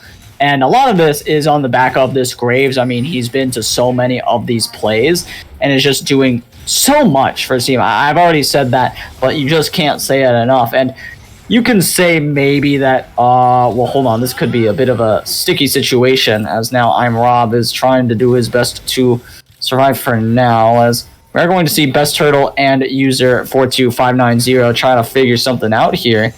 As now Blitzcrank is running forward. Maybe they're able to find a play here. Thresh could be caught out, does use that flay, but now guess who's here? Talon's on the back line, but still trying to look for the play onto the Thresh. Thresh going to use that hook. The box will come out as well, as now Sky of the Week goes down on the Blitzcrank, who just steps up a little bit too far, goes down as a result. And something I did want to touch on real quick is that the Talon, although he's not playing like the best, is probably feeling a lot of this like stress, right, to make plays just because of how good Graves is doing, as he is taking away those Krugs and will be able to get away. So yeah, just really rough for this Talon in this game. Yeah, Heckin Maskoff is actually fighting Johnny Rockets again, and oh man, now Johnny Rockets actually is winning these trades. So yeah, nice job by Drops to make this happen. And okay, the flash play comes out from user 42590. I think it's flown out yet, or it just missed, as now Teleport is coming through, as now they're able to turn this one right around on the 10. Shockwave comes through as well. Camille is here, slowing up. The hook shot will be flayed out, as user 42590 will go down to that Orianna. As now we're going to see a lot of damage come through from the Ezreal, who does E forward. A lot of damage coming through from the Xayah, able to just barely not walk away from that ultimate, as now the Graves is going for it, trying to find that damage, does have that ultimate available, will miss it though. A great sidestep from the Xayah. I'm Rob, doing so well. Now Heckin Maskoff running away, taking so much damage though, does have that blind available, but that ignite means that it doesn't matter. Johnny Rockets finds himself a solo kill in the top lane.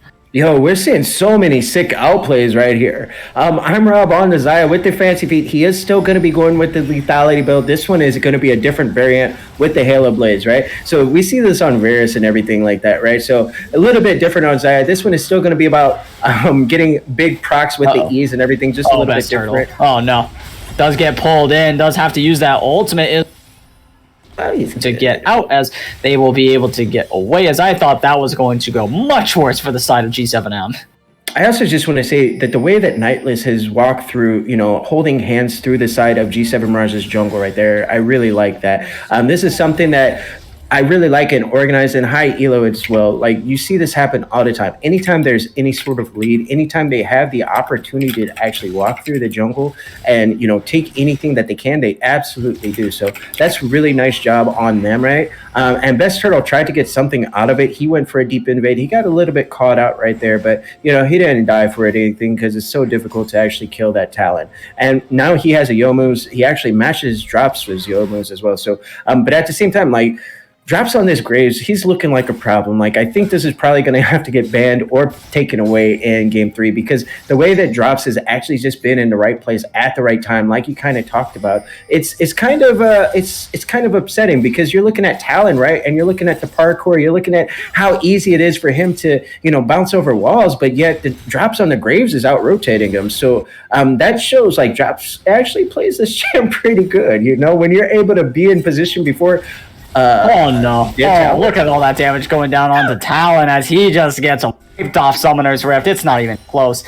And speaking of not close, that is just what this game is in general. I mean, Nightless Esports said, yeah, remember how close last game was? Yeah, we're not going to let that happen. I mean, looking at G7M's comp, this was a composition that needed to be able to find some early success in order to maintain a lead or stay competitive, as that was just not the case. As meanwhile, Teemo in a bad position once again. That is the Graves taking up most of those tower shots. As now the Camille actually gets outplayed. A shutdown for the Teemo as he's taking up all those minions, but will still go down to Johnny Rock as his drops goes, well, I guess I get the wave in the tower. I think I can be happy with that, but Syndra and Talon are on the way. Trying to find this play. Graves running for the hill is going to pop that Youmu's and will be able to get out of there no problem as he is able to leave. Meanwhile, in the bot lane, I want to see Ezreal and Blitzcrank start trying to find a little bit more damage on that tower, maybe even find it themselves. I think they'll probably end up getting this tower and everything. There's no way that, Thresh can hold this. He actually needs to be super careful. Because they could probably kill him, but at the same time, I just want to say, like, drops. If he would have hit that ultimate, that was a dead Teemo. That's so much damage going down onto I'm Rob. The WQ combo is now a shockwave to stop the Syndra from going any further. But guess who's going to keep going? His best turtle, the flash from the Talon to try to get that kill. Sir Zephyr is so low. The shield comes through. Is now best turtle in a bad spot. Drops is able to find that kill into the enemy jungler, and that is such a great play from NTL. Yes, the Orianna almost goes down, but she doesn't, which is a critical right there, and she stays deathless. Yo, that was crazy. That face rush proc came through along with the shielding from Orianna, just barely getting out with the skin of Orianna's teeth, like maybe 37 HP, I want to say. And when you're looking at Best Turtle on this Talon, he is actually under level. What? He's level 8. Ori is level 12. Drops is actually level 10, so he is dramatically behind right now. Basically everybody on the side of Nightless. So it's going to be really difficult for Best Turtle to actually get kills on anyone at this point. Like I said, like, they needed to be low. They needed to be like easy pickings for him. That way he could go in with a W or an easy Q or something like that, and it instantly just win the fight. And Hecate Maskoff is looking for Johnny Raggets. He's still 2 levels down though. Well, he does have he does have the Talon and Thresh to help him out. As now the Camille is in a bad position, does use her Hextech ultimatum to try to find something, will run away to the right over there, as now uses the hook shot and will be able to get herself a kill, not before also being killed herself. I would actually say that's worth. Like, if I'm Turtle anyway, I'm like, okay, at least I got some. Flash forward! Great hook from Eric Northman, is able to find his see a kill, as now the ultimate comes out from Drops trying to find the kill onto Zaya, but it just does not come through. He was also available for Zaya, so she'll be just fine. True Shot Barrage will not find its mark, as they were thinking that she was in the bush, but she actually went under tower, so able to or not able to find the kill for the Ezreal there. Yeah, aggressive flash by Eric Northman on the Blitzcrank. He ends up getting paid off with it, right? Nice job to keep making these plays happen. And Ezreal, with that Muramana, Mana Murray, whatever you want to call it, complete, with the Sheen, is actually doing so much work, right? Like, I talked about it before, but I feel like that item is just busted, right? Like, Muramana is just, I feel like it just does too much damage for the cost. It does take time to scale, but it's so good, especially when you combine it with a Sheen. And that's the same reason why Zaya is building it now. You see, Zaya is building the Eclipse just like we saw in the last game. This one, like we talked about, it's a little bit different, but you're still going to go for that Muramana build as well. So I think this item might need to get looked at because it's just too good on too many champs. Like, everybody can buy it, and it's always good. It synergizes so well with Sheens as well. And I don't know. I don't know any other way to describe it other than it seems like it's just too good for everybody. And as we're looking at this Camille solo up this Herald, I want to say, like, I think they're going to have to continue to send 2 to 3 people to actually help Teemo now because he has fallen so far behind. I feel like Johnny Rockets on this Camille can absolutely, 1v2 at this point, and now he has a Herald as well. And he's got backup behind him. He's bringing the boys. So it's going to be nice to see, what he can do with this.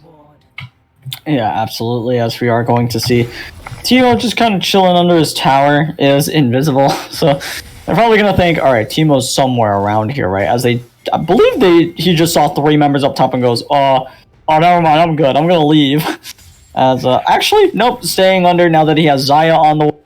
Now the issue does lie when they pop that Rift Herald. So now they're kind of giving up the cheese, as they're going to have to give up this tower as well. very easily able to be taken away. That Rift Herald will go down as well right after the tower goes down, as Nightless Esports just keep getting objective after objective, kill after kill, and they're looking for even more. I like this. They have these control wards right here. Anybody who walks through is going to get picked off. Yeah, absolutely. Could be. Oh, the flash! Scout of the week! What a great play from Steel City Warriors. They're still going to look for more. A great pull from Blitzcrank, but it doesn't lead to anything else. In fact, it forces him to flash away. As meanwhile, the rest of the side of G7M are actually looking for this Baron. There's no teleport on Camille. She's bot lane. If they know that she's there, this could actually be a Baron going G7M's way.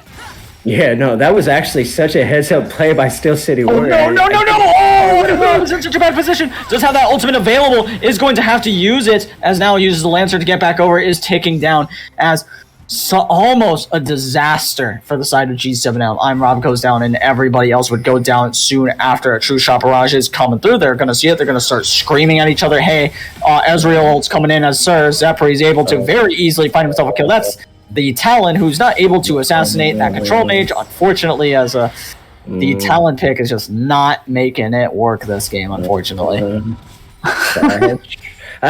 know what to say. Like, when you're Talon, like I talked about, he is behind, right? And now...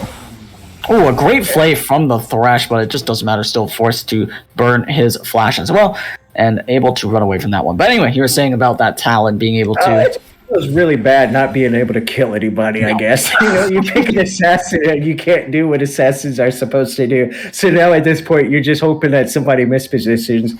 And you guys can miss positions. That was a little bit of a tongue twister. So that you guys can layer CC and damage together. At this point, Talon's burst damage isn't a big enough factor for, well, anybody to really care about on the side of Nightless. I'm not saying that to be mean. I'm just saying, you know, he can't put out the damage. Like, Sir Zephyr on this Orianna just, like, kind of, like, styled on him. He just walked away. He popped a shockwave. He just was like, okay, like, you just griefed over a kill. Thanks, bro. Like, I'm level 14 now. So now they are going to actually get nice vision around this river so that, you know, next time they do win a fight, any pick, whatever it is, it's going to be Baron.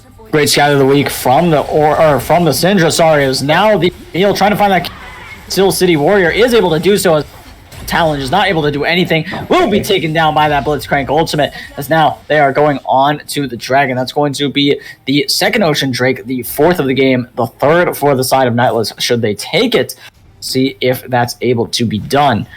I don't think G7M can really contest this. They are 2 members down.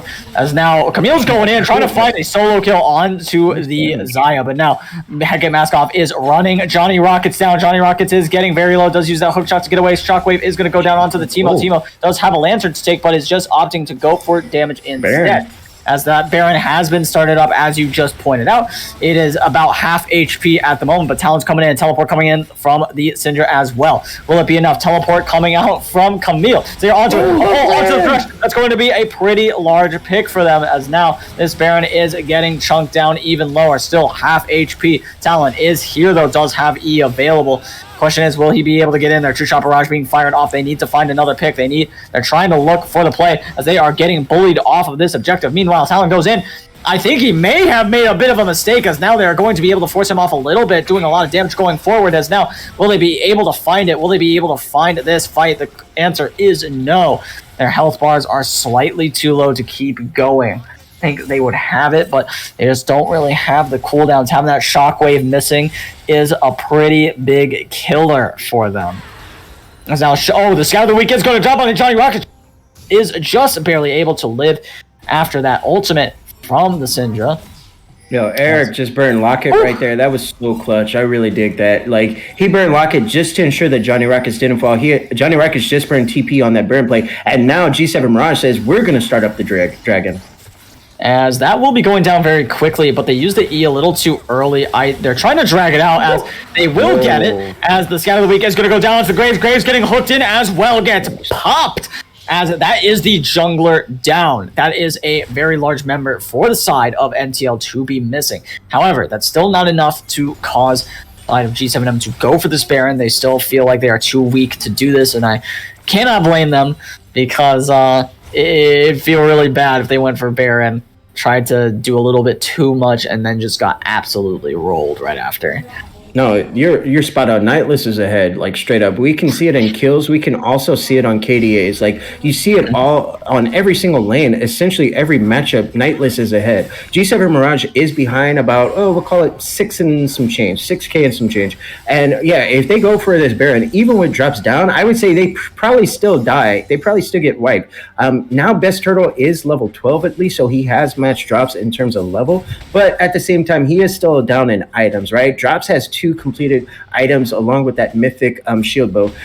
Best Turtle hasn't even finished his mythic yet. He's still actually, it looks like he's going for maybe an eclipse. So when we're looking at this right here, I would say you have to be really, really careful. You have to be really, really picky about the fights that you pick as G7 Mirage. You have to make sure that you're bullying people, you're ganging up, you're saying, hey, you know what? A nice hook onto the Blitzcrank. Blitzcrank could be in a bad position. Is all alone for now, does have a team to get over, but the Lantern will cause the Talon to get right on out of there. Meanwhile, Teemo hiding in this bush, and this is the best bush for Teemo. Look at all that space he has to maneuver around, but a great hook onto the Blitzcrank instead, and even though he pulls the Talon in, he pulls the Talon in to kill the Blitzcrank. The True Shot Barrage is almost able to find it, but it doesn't matter because the ultimate from Graves is enough to find the kill. Stopwatch is going to come through from the Thresh. Thresh is still going to go down, though. Damage is just too great. Meanwhile, Camille on the backline trying to find the kill. Is it going to be enough, though? Teemo is getting so low. Meanwhile, Syndra trying to use that ultimate. The Unleashed Power is not enough. They will just absolutely demolish G7M. Started off pretty good for them. They got a kill onto the support, but that was just so much damage that Talon was able to take, and they spend too much time trying to save them instead of saving themselves as G7M go down. I just want to highlight, and this is going to be that Baron started up for Nightless. They're absolutely going to get this off the back of that ace, and I just want to highlight Johnny Rockets coming in with that huge flank. So good. He takes out, what, 2 people right there by himself off of that fight right there, and when you're the side of... when you're on the side of G7 Mirage, you're thinking to yourself, oh man, like where did we mess up right there? Should we have even taken a fight? Like I said, you have to be super picky about the fights that you take. I don't necessarily mind the way that they were kind of trading, hooks and like some things back and forth around the Dragon Pit. But the fact is they kind of overcommitted and they corralled themselves into bad positioning. There was nowhere for them to go if, Johnny Rockets on the Camille did flank, right? There's no turrets up for them to run to on the top or mid lane or anything like that. So anytime anybody wraps around on them, they were just free right there. And that's exactly what happened. So if you're the side of G7 Mirage, you have to be hyper aware. You have to be hyper conscious of your positioning. You have to be hyper aware of your ways out, right? So as soon as you overcommit to that, just like coming down onto Mask Off as that's just way too much damage, as Johnny Rockets will be able to find himself a very easy solo kill down in the bot lane. Question is, can they answer back? Johnny Rockets is pushing up. They are in position to make a play. The Scout of the Week is going to go down. The QE combo is there. Johnny Rockets getting very little flash forward. Best Turtle OC is able to find that kill. Graves, meanwhile, going to try to stop these backs, trying to find the play. True Shot Barrage is coming through. Hook down onto the Blitzcrank. It's not going to be enough as the True Shot Barrage is able to stop those back. Graves says, all right, bye-bye. I'm going to go mid, get my team this tower, as they are sieging down with those Baron minions. As the Blitzcrank goes forward, tries to find the play. Question is, will they be able to do anything? The Graves is doing so much damage, goes over the wall, but that Lantern is clutch for the Thresh. Now, trying to do that damage onto the Graves. Graves is able to dodge away from that one. Meanwhile, Scout of the Week will not find its target, as now Best Turtle is going to start running away. Teemo's back on the map, though. Camille's not quite here yet. Does have that teleport available, though. So they're going to start running away for the side of NTL. And if they are pursued, that would be a fatal mistake from G7M, as a teleport from Camille would be massive. Yeah, almost 10K gold down right here for G7 Mirage. Pings are going down. We got 15 seconds until this Ocean Dragon goes up, and Nightless is taking over. Correction, they've basically dominated this game from start to finish. Johnny Rockets, was trying to put his pressure down, his presence down early on. He couldn't so much do it 1v1, but once Drops got involved, now Johnny Rockets is so strong. He's able to 1v1 anybody. He's able to 2v1 people. Going in onto the Dragon. Will they be able to take it? Zaya's securing that one. They are still running away. Hegamask off has gone down. Teleport onto the flank, trying to end this game. Shockwave misses just about everybody, as now they're trying to cut off this route. The hookshot is going to fly, hits Best Turtle. Now they're going in, trying to find that damage. Hexac Ultimatum onto the Thresh. Thresh will go down next. Syndra trying to survive for as long as possible. It's Syndra and Zaya versus the world. Teleport's going to come out, try to get out of here. So now I'm Rob, trying to survive for as long as possible, buying time for her teammates to respond. Does use that ultimate, does have that E available, just not enough damage, not nearly enough damage, as Orianna is trying to win the game for her team. But it's just not going to be enough. They have to start running through, as that will not be game over quite yet, but it's a step in the right direction. I mean, G7 Mirage at least got soul point off of that, right? Like, one more Ocean Dragon, they get a soul point, and that does actually spawn up the Elder, but Johnny Rack is just so big. Like, he struggles in the Teemo, but not today, right? Like, he is absolutely dumpstering the entire squad of G7 Mirage, and we're seeing bounties all over on the side of Nightless. Everybody has a bounty. Everybody is making plays and contributing, and I really like what we're saying. They're saying, hey, you know what? Game 1 was close. Game 2 is not close at all. Nightless is absolutely in position to put up a dominating win, as they are almost, 13K gold up. And Baron isn't necessarily up just yet, but I mean, they're so strong, I don't even know if they need Baron. Yeah, it's nuts to me that they're 13K gold up over G7M, and G7M is still at Salt Point. Like, that should never happen. There's no way, like, that's the only gripe. I mean, other than that, Nihilus has just played this game phenomenally. I think they've just been absolutely dumpstering the side of G7M. However, the fact that you were not able to secure at least one of these or you only secured one, you should have gotten at least one more, I think, at this point in the game, especially being 13K gold up. You'd think that this team would be the one with soul, or at least with soul point, but that's just not the case, because it feels like they're always late to set up around the dragon, or they're not ready to pull the trigger, they use too many of their cooldowns right before, and they're just not able to find those plays, or a lucky smite comes through from Best Turtle. Whatever you want to call it, as now Eric Northman will be pulled in. The Blitzcrank is getting out. There he goes. As, well, that's not the worst thing in the world. Now you see him, now you don't. Eric Northman just disappeared right there. The Thresh, I mean, that was basically blind. I think he suspected something. He wanted to make sure, like, hey, you know, maybe there's somebody in here. He goes ahead, tosses the hook in, and they get paid off. They layered that damage around that so well. Eric Northman, he's been making plays on this Blitzcrank, but at the same time, the Thresh has been making plays as well. So it's super awesome to see the way that G7 Mirage isn't giving up. And at the same time, I do like what Nightless is doing. They're saying, hey, you know what? Now all we have to do is break down this top side, or force a 4-1 or something like that. Like, you can actually send Camille to the bot side, get Camille to actually pressure that inhib while you have 4 people top. You're going to be able to actually let those super minions do so much work in the mid side, and now you just overflow that top side so that you can get that inhib tower, and then you have triple inhib down with Baron spawning, and well, it's basically up now. Yeah, as Hecate mask off, and I'm Rob, searching for a bit of a death rush pick, as now user 42590 is walking forward with his jungler, trying to take a more advanced position here, as the Baron is going to be started up here for the side of NTL. This should be an easy one for them to start, as now Camille is pushing down in the bot lane. They need to wait for someone to show in bot lane before they commit too hard. Actually, they're just going to commit, as I don't think anyone's going... Okay, no. Talon is looking for the steal. I believe in him to maybe be able to go for this one. Teleport is going to come to Camille, as Talon says, never mind. I'm going to hop over this wall and leave the Baron and let you guys have it, which is an interesting decision. Yeah, a very interesting decision indeed. Like, we'll see if that one pays off for him. So now they're wearing this purple, right? And all that's left with this big gold advantage that they've been able to manufacture in this 34-minute game is essentially, how are we going to end it, right? Like, do we want this to be super clean, or do we want them to come to us? It looks like they're going to try to make them come to them, because G7 Mirage is on this Ocean Soul point. Like, you're basically saying, like, hey, if you want this Ocean Soul, you know, you can come fight us for it. We're going to be here. But at the same time, if I'm the side of G7 Mirage, I would just say, yo, give it. Like, don't even bother trying to contest this. They have Baron. Like, all we have to do is clean up these waves. Try to push out as many waves as you can to slow down this Baron push. And unfortunately, it doesn't look like they actually took my advice right here. So this bot side and the mid side is pushing at the same time. So they're going to have two different ways that they're going to have to deal with. So if you're G7 Mirage right here, you absolutely have to pick one. You got to say, hey, do we contest the Camille push or do we contest the 4 bot? Like whichever one you pick, you have to full on commit to it. Just send 5 because you are so far behind in terms of gold. If you can actually win either one of these fights, you have a chance to win the game and stall it out. But if you lose either, you just lose the game. Yeah, absolutely is. We'll see NTL. They're able to end it on this push.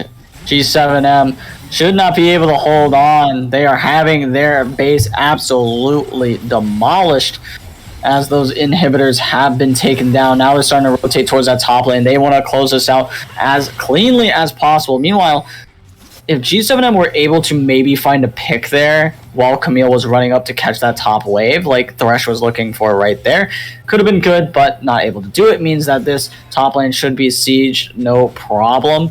As now they're trying to find that wave clear. Scatter of the Week is going to go down. It's just not quite enough. As now Johnny Rockets is going in, trying to find so much damage down onto Best Turtle. Best Turtle is getting pretty low here. Did go invisible.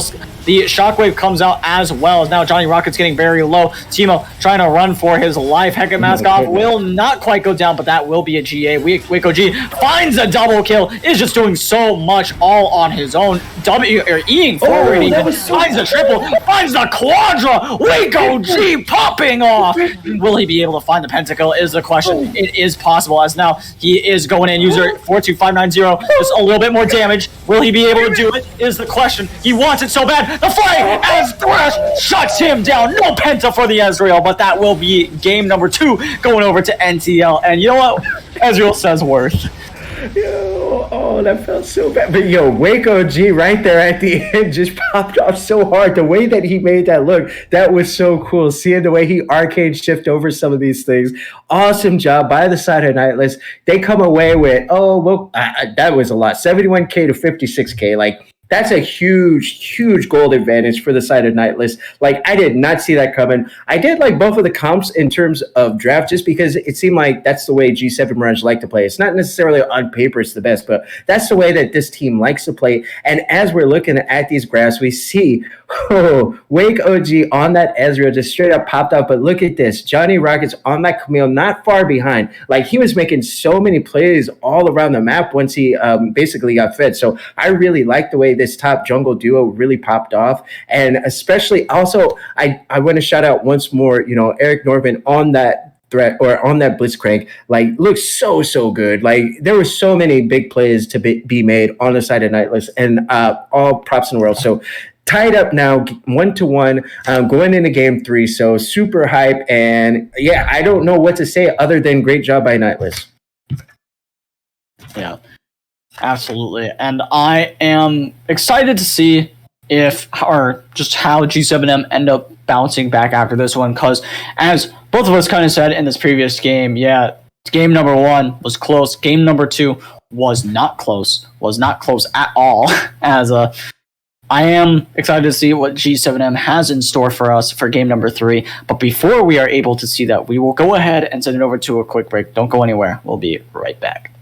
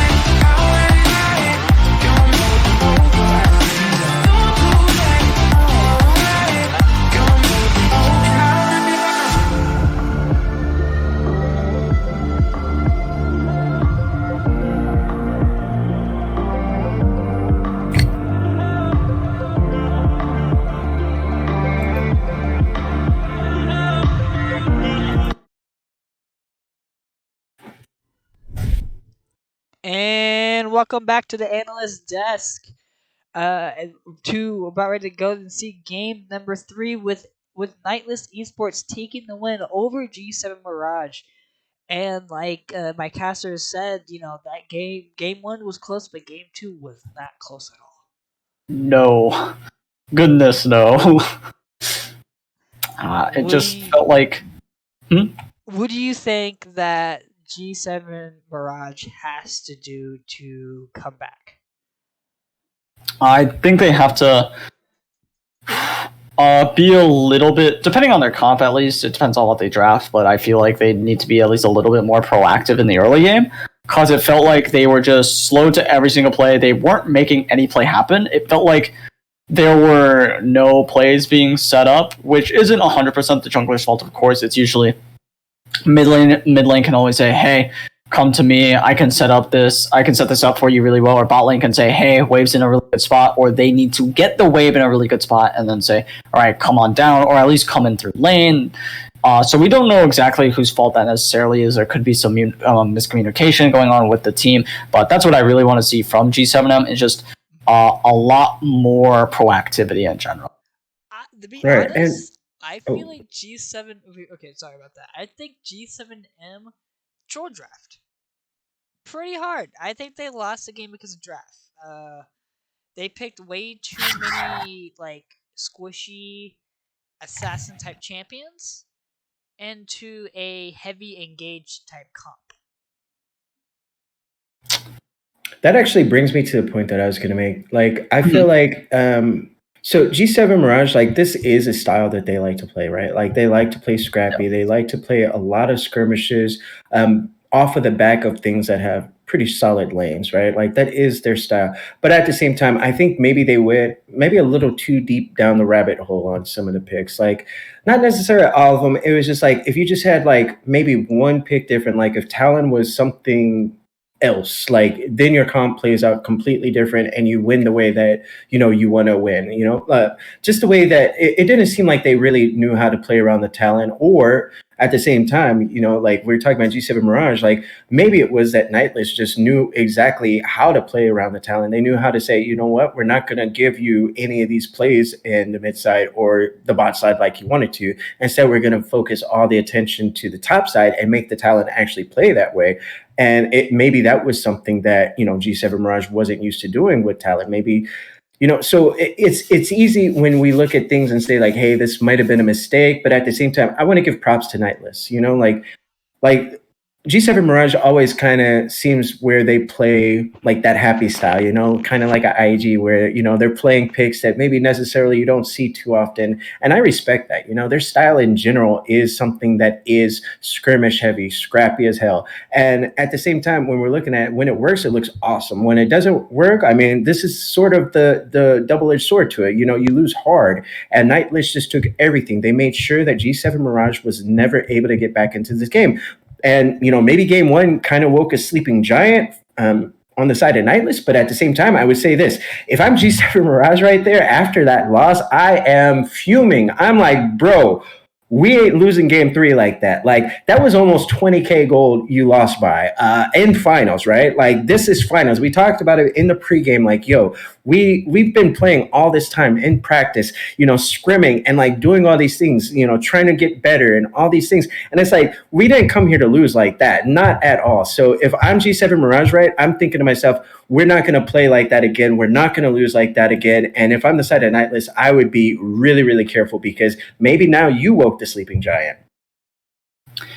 Yeah, I mean, that does seem to be that could in fact be the case. I mean, when you have such a huge like lead like that and you just absolutely demolish the enemy team, that can have like a mental effect on whoever you do end up demolishing. It didn't seem like G7M seemed to be quite phased. In fact, Heket Maskov seemed to be in pretty high spirits by the end of it. So, which is pretty solid, because he did get first blood and then ended up giving up so many more kills over. And that's what you got to be able to do in that situation, is just be able to shrug that off and just go into this next game while not necessarily saying, all right, let's pretend that never happened, but go, all right, Let's not make those same mistakes again, and then act like that never happened. No, exactly. You got to have a short-term memory. You got to remember, like, you know what, that did happen, absolutely. But you don't forget, but you also don't dwell. Like that's how you progress in league and in anything that's competitive in general. You have to take the good and the bad. You have to be able to say, Hey, yeah, sorry draft to is interrupt going you, on. but they are starting to pick and ban right now, so I'm gonna send you guys off real quick. Yeah, bans are starting up. It looks like pretty similar bans that we've seen in the other games. This time. Okay, the MF is going to get banned away by Nightless. The Graves is available again for Nightless as well if they want to take it on red side, but maybe G7 Mirage want to take it. Okay, and they are. And they immediately first pick that bad boy away, as Graves is just going to be B1, which I definitely respect, but I also respect the side of NTL going, one, we're not going to give you guys misfortune, and two, also saying, yeah, we don't want to give you the choice between misfortune and Graves because we don't want I don't think we value Graves enough, or we think you guys value Graves over the misfortune after seeing what I'm Rob can do in that champion. Yeah, Graves, once you get used to playing around MF in general, like, there's nothing like it. Like, she feels so easy to play around when you get used to that. Graves is somebody, you can absolutely feel that same way with Graves on your team as well. It takes a little bit of time to get used to Graves since he doesn't have necessarily a hard CC like some of the other junglers. I like what's coming out from the side of Nightless. We've seen Syndra now risen in priority. It seems like both of these teams really, really like the Syndra pick, which is interesting. Jin has risen in priority in solo queue in general. He's always a solid option into things like Lucian, for example. So maybe they're saying, hey, I think you're going to pick Lucian. Ziggs is still on the table. Ziggs is always a solid pick as well. You got great siege, you got great wave clear. Not necessarily the safest, but when you look at that R right there with that ultimate coming in, big damage, and how it scales, like it can absolutely turn a team fight around similar to an NF. Yeah, absolutely. And we'll see if going to be the case for this game. As now we're going to see how G7M decide to round out their first half of the draft. We'll see what that third pick is. It ends. Oh my god, that's a Yone. Okay, well that's a little early, and I don't know how Syndra does into Yone, though I imagine it's not great for Yone, and that I'm just. Might be a skill matchup. I don't know. I don't. Yeah, really know. I definitely would say skill matchup. Absolutely. Okay. Like if Yoni plays it well, like he could probably do something level 6 or whatever. But before that, I would absolutely say like Syndra can probably do some pretty decent things into him. Like it's definitely not necessarily super one-sided. Like there are ways for him to win it. And then eventually, once you get 1 or 2 items, you're able to dive the Syndra, with that spirit and everything. And I like these are a lot of solid bans right here, taking away some globals on the side of Nightless with their bans, making sure that there's not going to be any double globals on the side of G7 Mirage. Once again, the Hecarim is going to stay banned out. Ooh. I do like Kindred a lot. I don't know if this is going to get locked in just because I feel like they need something. Okay, they say we need Kindred. I dig Kindred. I think they're actually really good. So Gragas is a nice response though, just because the explosive could possibly like knock Kindred out of that ultimate. So it could happen. I think this is probably going to get locked in for G7 Mirage. Most likely, considering they've already played it in a previous game. Now, what would be amazing, that would be similar concept as well. I would like that. But they do want to go ahead and pair that Gragas with the Ziggs. I imagine that's where it's going anyway. Now, this is the greatest idea ever, right? Now that you have Gragas locked in, you pair the Yone with Yasuo. It's genius. Synergy. It's banned. It is banned. That's oh my god, they've been banning. That's right, they've been banning it first. It's sad. That's why they're not able to go Yasuo. Yeah. They probably would have picked it there. They're playing 4v5. That's how confident they are.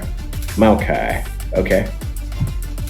So they're saying Maokai in chat right here. So this is going to be a Maokai supporter top. whatever they want to do. It doesn't matter. Like he's actually, I would actually say Maokai is pretty strong bot. In all honesty, he's actually got nerf support. But I do like. Okay, so this should get locked in. Jin Morgana makes a lot of sense right here, just with the amount of CC coming out, the amount of displacement. And see, they're going to go with my rail. Okay, there we go. That makes sense too. She's still good to disengage as well. So I like this. So you're never going to be able to get on top of them, with the Yone because you just get stunned up right there. So I like this a lot. The rail is nice because she can be played offensively and defensively, like I kind of talked about in game 1, I want to say. And with this comp right here, the way that, you're set up with so much dive with Camille right here. And I mean, Kendrick kind of wants to dive-ish, sort of. Like, they can kind of go along with that.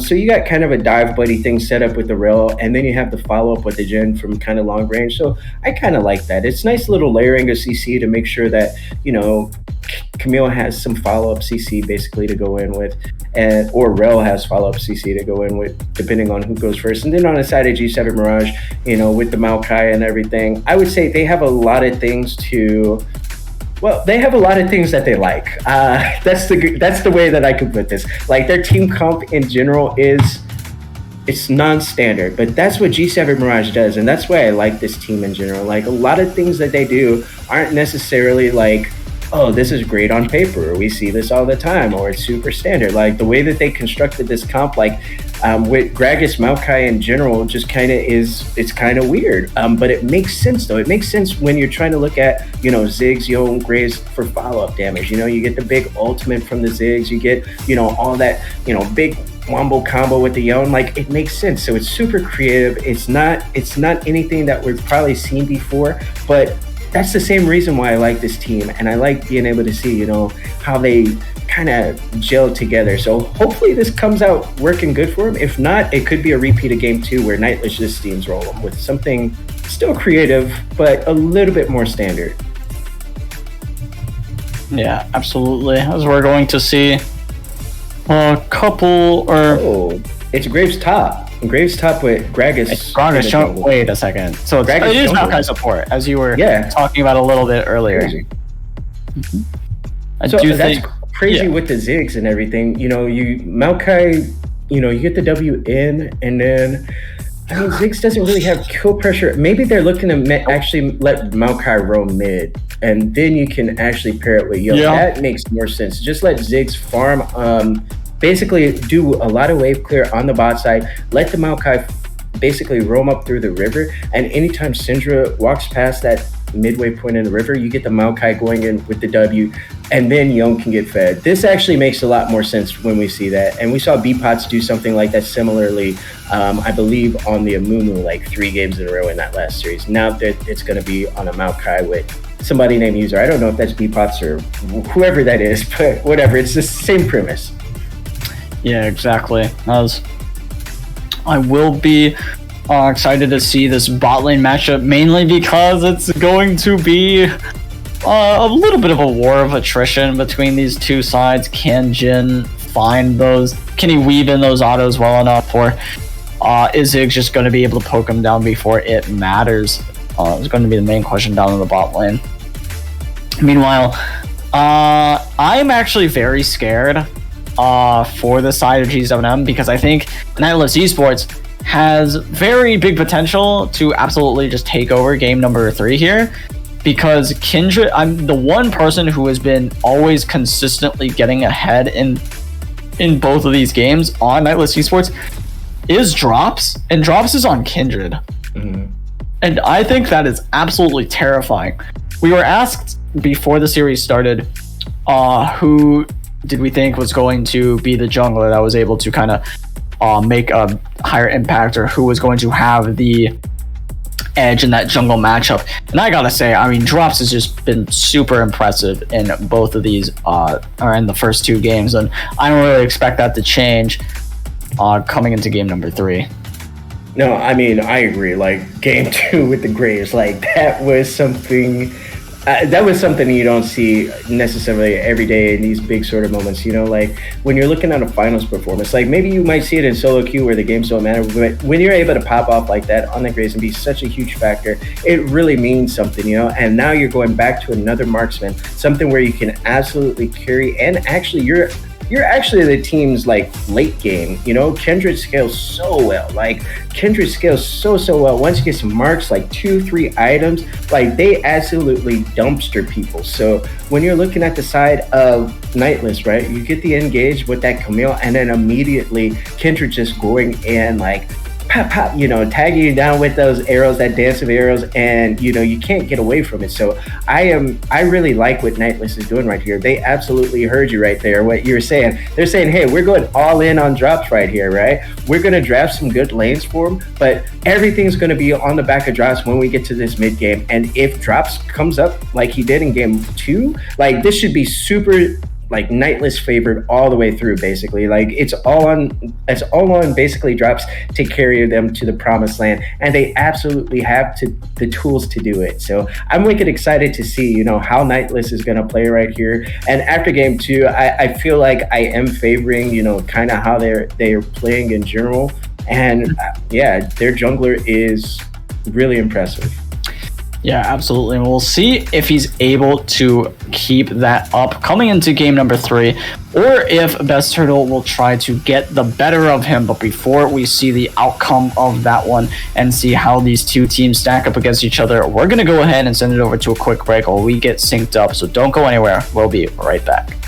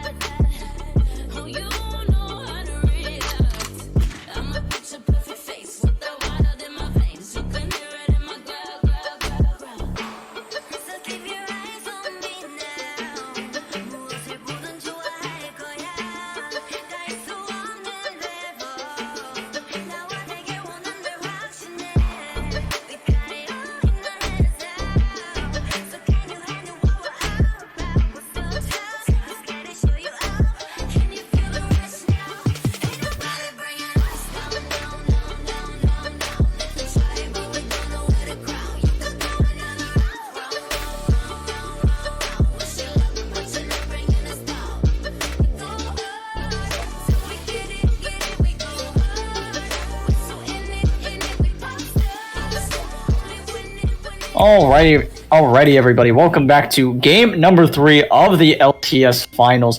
We have, I believe it's Nightless Esports on the red side for this game, and G7M is back on the blue side.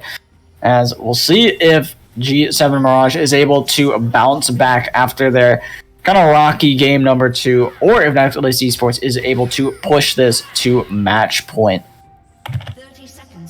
Right, exactly. And I mean, coming out once again, going to be another sort of 5-point defense right here. I always want to see if anybody's going to drop any vision down on the buffs. Like we saw it in game 1, not so much in game 2.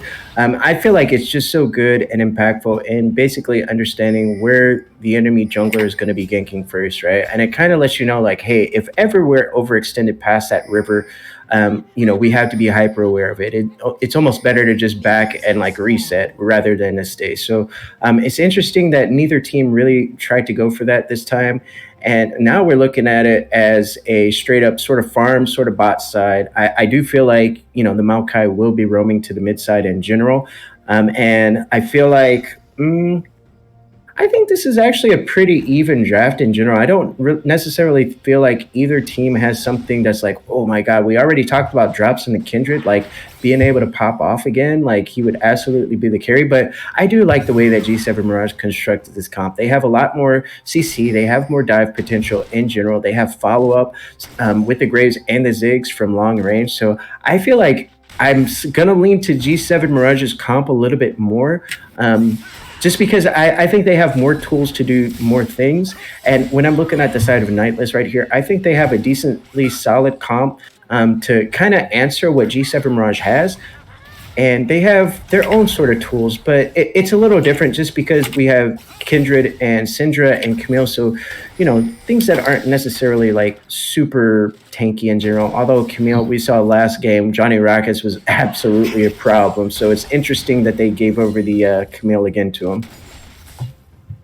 I mean, that's been G7M's like kind of mindset going into a lot of these games is we don't really need to ban anything against the other team, as Johnny Rockets looking for this kill, does have that ignite, getting a lot of healing down. Hega Mask off, almost goes down. In fact, there was just a little bit more damage. He would have been in some trouble, but now Drops is looking for that play.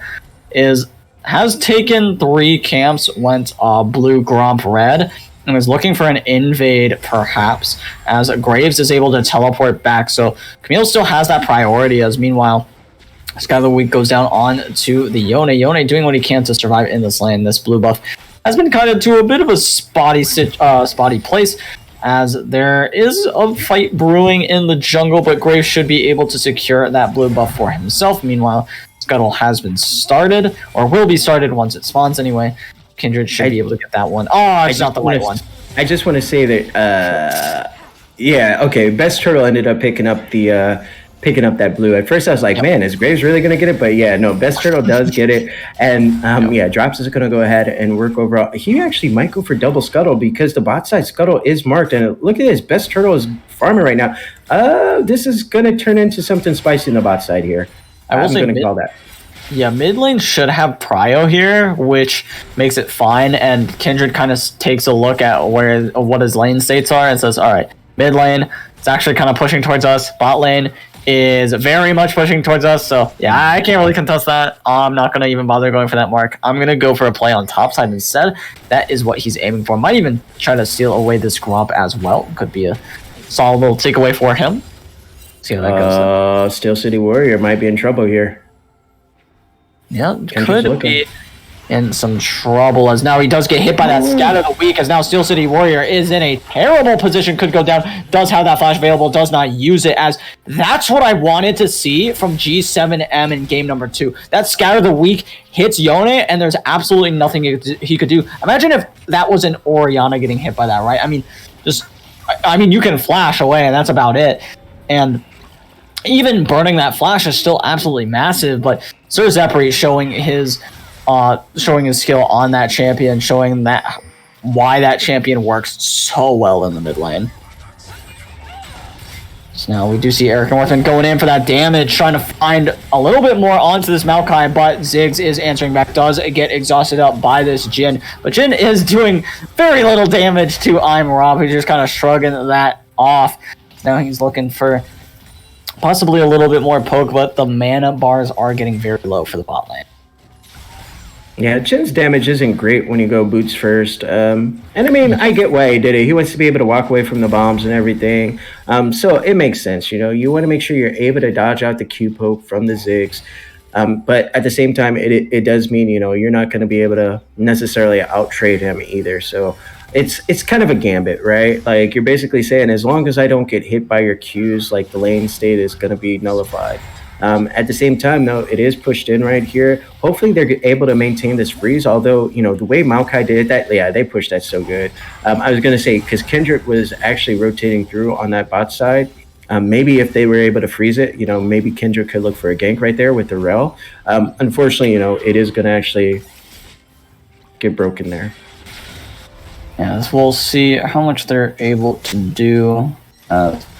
If they're able to find anything more here in the bot lane, Maokai should be just fine to chill out by himself. Sky of the Week is going to drop, though. Best turtle, and neither Yone also not having that ultimate is crucial to them not really being able to go for this play. Of course, the bot lane was able to force a reset, and they're starting up that dragon and very easily take that one away. So, Nightless already off to a pretty solid start here.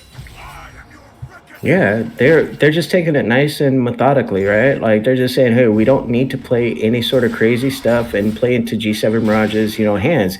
They got that kill early onto the Kindred. They're taking the dragon, right? They're up a little bit, and Hecate Mask might be in trouble. Johnny Rockets is looking.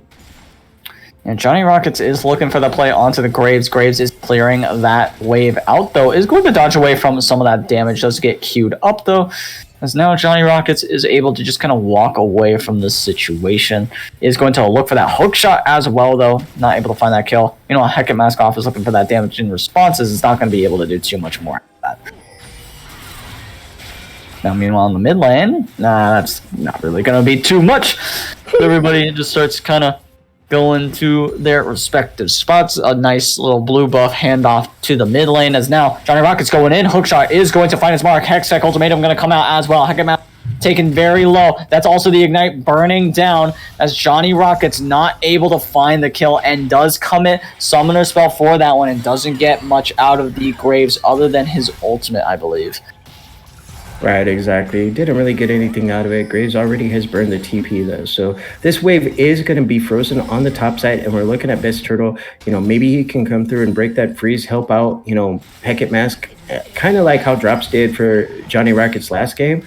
Otherwise, it's going to be really difficult for Hecate Mask on this top side.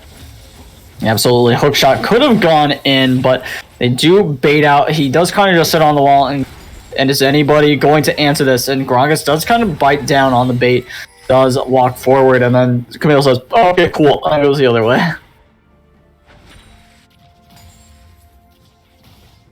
Meanwhile, in the bot lane, going to see solid lane priority coming through. This is not quite a freezable wave unless they're able to kind of thin it out a little bit, but that Q basically means it's not going to be frozen, as this will start slow pushing right on back, unless, of course, Ziggs decides, nope, I want to push this under the enemy tower, and that's exactly what he's going to do. Right, exactly. Just go ahead, push that in, get it to crash in. Out of curiosity, what time are you at? I am at 9 minutes now. 9:01. 9:02. Why? Am I slightly behind? I'm actually behind. I just wanted to make sure how far I was behind. So I'm at 9:08 now. Okay. Do we want to go ahead? We can go ahead and throw it to a very short break and get you all synced up. Maybe I'm unsynced, so we'll be right back in just a few short minutes. Or seconds, rather. Whew.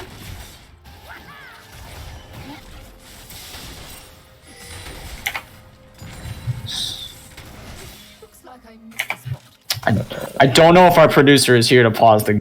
So we might have to just kind of run with this. I'm at 9:35. What are you at? 40, 41, 42, 43, 44, 45. Just tell me when to stop. 46, 47. Flash. Root. Hold on. Let me just go ahead.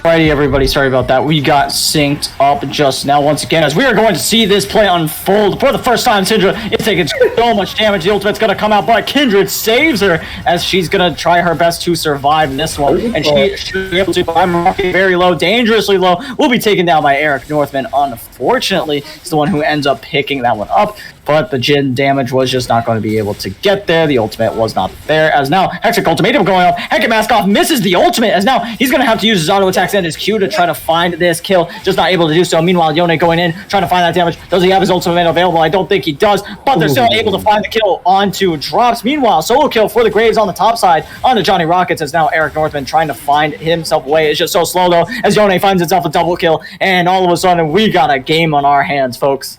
Yo, we got synced up right at the right time, right? Exactly. That's exactly what happened. Going crazy, popping off. I wanted to say, Drops on the Kindred played that so well with that Lance Respite, going down, saving that Syndra, right? And immediately gets turned around. I'm Rob goes down in response. And that's the power of Drops on this Kindred, instantly being able to save your guy right there. And then you immediately turn it back around. But yo, G7 Mirage just battle back. They say, hey, we lost one right there. Okay, we see you. But the Yone popping off, making the fancy moves, fancy feet it down, getting a double kill, getting fed. Now he's got 150 gold bounty. He is behind in CS, but I mean, you get 2 kills off of it, so it's kind of worth, you know? So I like what we're seeing from G7 Mirage. They're starting to get a little bit of a momentum going. They are down in gold just slightly. It's only 400 gold, and this dragon is spawning in, well, it's up now. It is going to be that mountain dragon, and basically it's going to come down, or I'm sorry, ocean dragon, and we're basically going to see who wants it. Yeah, Eric Northman doing his best to try to get out of here. Did have to pop his W, did get canceled real quick there. As now Steel City Warrior not able to dodge away from that Q. So now Gragas is going in, trying to find the damage as they have started this dragon. There is a ward on it though, a control ward right there as now Waco G gonna have to use his 4th shot right here as now they are able to secure that dragon, but at what cost? Will they be able to get out? Teleport is coming through. The curtain call has fallen. It has opened up. They're trying to find that damage. Are they able to do so? No, they are not. They are zoning away that Gragas very well, though, as Yone is not going to go down. Johnny Rockets is the one who ends up falling now. Kindred has to stand back, but Graves is here. The ultimate is able to snipe away. Drops a Hecate Mask Off. Has found his 2nd kill of the game. Yo, Hecate Maskov was like, yo, I've missed a few ultimates in my day, but not today, dang it. Drops gets blown up right there by the Graves, and they're looking to dive away. They're diving Waco G. The ultimate is going to come down as the explosive cask is not there, but they're still able to find the kill, and no one dies as a result of that one. So Waco G not allowed to stand under that tower as a lonely Jin. And this is the G7 Mirage we've come to know, right? You get scrappy, you're taking leads. Now they're taking down plates. They're taking the blue buff. I love it. And Eric Northman, you know, he made a couple of interesting decisions on this row. Like I said, this is something that, you know, not a lot of people play. It takes a little while to get used to some of the combos and everything. So maybe it's just some rust, you know. It's not something that's necessarily in favor with the meta.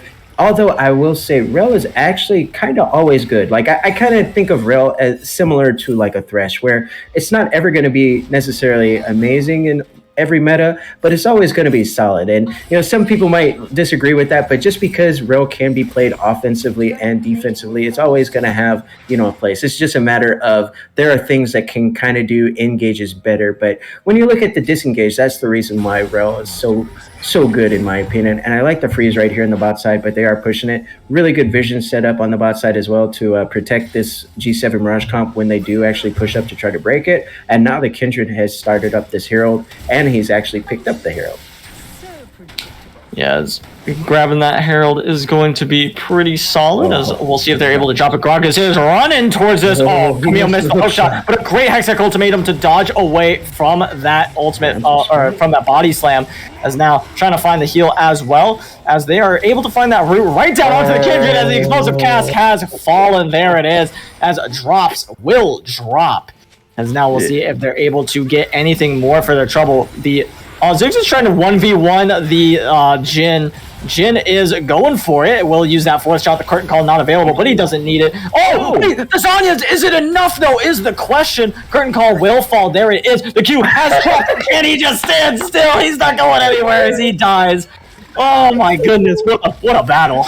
That was so close. Look at this, they're fighting again. Yeah, okay. As now Steel City Warrior going in onto a low. He's We'll be able to get out of there as the E times out for Steel City Warrior. He gets out of there. Meanwhile, we're going to see Camille do her best. Johnny Rock is trying to survive under the tower. Does use that hook shot, trying to get a little bit of damage out onto Hecate Mask Off. Hecate Mask Off, just getting all those minions for himself. Oh no, as you know what, he's just baiting for a team. He's like, lulling him into a party. Johnny Rockets will go down. Hecate Mask Off still takes it as the Camille was like, oh, he missed everything. I can stay. And just gets absolutely murdered. Right, exactly. No, they are diving this top side. They're diving bot side. Iron Rod with the fancy feet right there. Dodged one shot of the curtain call and then was just like, oh, okay. Well, you're saying you're holding still? Here goes a Q. And he gets a kill right there. I really like what we're seeing from G7 Mirage. And I like what Drops is doing right here to actually go ahead and get this invade going on. This isn't a mark or anything, but it is able to, take something away, take some pressure away. You still have this Rift Herald that's available as well. So maybe you want to drop a bot. It looks like they're trying to position that just to answer it. And maybe they want to go for a dive as Yon has actually lane swap with the bot side as well. So if I'm either one of these, bot side or mid lane players, I'm thinking to myself, Rel could absolutely dive me right here with, Syndra Kindred. Absolutely, this is diveable. They have all the tools in the world, and Rob has to be really careful. Yeah, absolutely, as they're going to look for a play for themselves. Meanwhile, NTL has to run for the hill.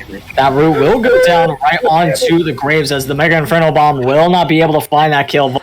Dangerously close to killing Drops, who does not have his ultimate available yet. Yone is chasing after them, trying to find that damage, as they're going to have to run a little bit further than that if they want to live. Drops, they see him cross over to the other side of the map, and they'll say, all right, fine. Waco G gets very low as, that Q, the burn! It is just enough to find that kill. Meanwhile, Predator has been popped as they're running after the Syndra. Syndra may have fly. The flash body slam over the wall! It'll be enough with the Everfrost. Very easily able to find that kill. Syndra tried to flash away. It just was not enough. Johnny Rockets trying to find this tower was not able to keep that minion alive long enough, but Johnny Rockets is trying to find this solo kill now. Hecate Mask Off does have that Immortal Shield, though, will be easily able to find that kill. Hextech Ultimatum did not drop, and as a result, Graves finds himself a solo kill in the top lane, but at the cost of his tower.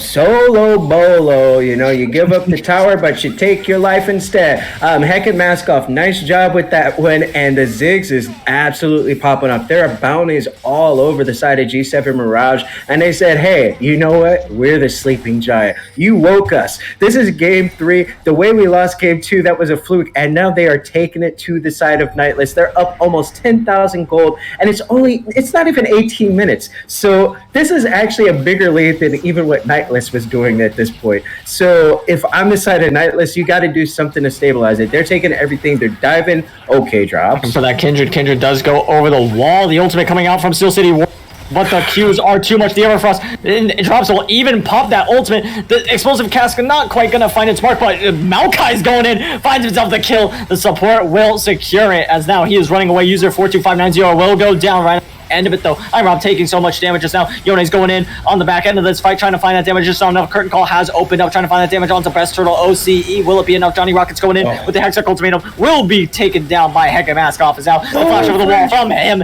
as now he's looking for those kills, but is in a bad situation. Does it even right back over the wall. Eric Northman is so slow. In a very vulnerable position. Waco G trying to find the kills, is dodging away from all these bombs. Rob is also dodging away from that Scout of the Week, as now Yone trying to find his way over the wall, is just not able to do so. There it is. Finally has that E available. Is not able to find that damage, though, as he's just going to go right on back out, as they will be able to run away from this play now, as G7M, I think Ringside might be blessed. They need to run. No, they need to run. Look, they've reset on the side of Nightless. They've gotten Drops ahead. Okay, maybe it doesn't very matter. low. Steel City Warrior flashes in, finds that kill so easily, and just takes down Drops. As now Johnny Rockets is going to go in. A great satchel charge from the side. Not satchel charge. A great W from the Ziggs, as they're going to get even more, as they're just running through Nightless Esports, doing so much damage, as now Jin will try to auto that Yone does a little bit, as that's going to be all she wrote for that fight, or not. They're still trying to do a little bit more. Yo, they know they have a huge lead. Like, I'm Robin's like, bro, I'm on fire. I'm dodging everything. I'm doing so much damage with the Q poke. Look at this, not even 20 minutes in. There's no Baron, there's no hero. This is just straight up brute force it down into an inhib. They are absolutely filling themselves on this one, and it's not over. Steel City Warrior, I'm Rob, they're all still here, and here we go again. Yeah, absolutely. Steel City Warrior in a very vulnerable position will go down on the back end of that one. The unstoppable power does come through, is enough. Or unstoppable, is it not? I believe it's unstoppable power. Unleash power. Unstoppable force is Malphite.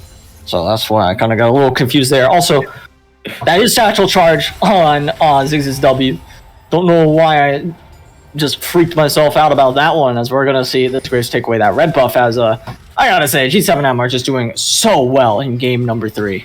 Yeah, they're up 10K. The Baron is available at this point. And if I'm G7 Mirage right here, I'm saying, guys, you know what? Go to Baron. We go Baron. We force this right here, right now. And either Nightless gives it up for free, or they come fight us and we kill them right there. And we just end the game off of the back of it. They've snowballed so hard, right? It's 17-4. Everybody has a gold bounty. Yon just got shut down, so he doesn't have a bounty anymore. But you're feeling good right here. And this Graves is big. 502, 600 gold bounty. He's got so much lifesteal with this red build, you know, the shield bow into the bloodthirster. I like it a lot, and he has a red buff as well. So when we're looking at so many tools that G7 Mirage have to dive, like we kind of talked about, it's coming to fruition, right? Like, even though the Lamb's Respite is really good at stopping dive, or at least keeping you alive for the dive, the surrender vote comes in and fails. That's actually funny. Even though the Lamb's Respite is good at saving one person, there's so much displacement with, you know, that Yon, the Maokai, you know, the Gragas especially. The Gragas ultimates have been absolutely on point, and that's going to be this Baron going over at 21.5 minutes. And if you're the side of Nightless, you're thinking, okay, we just need to group 5 and hope that we can kill him on this one. Yeah, absolutely. We'll see if they're able to kind of fight back, claw their way back into this game. They're about 10K, 11K gold down. Yeah, very close to 11K gold down, as we're going to see the rest of G7M just kind of siege this one down there. Cannon has been taken down. Syndra's actually going to be pretty useful for that one.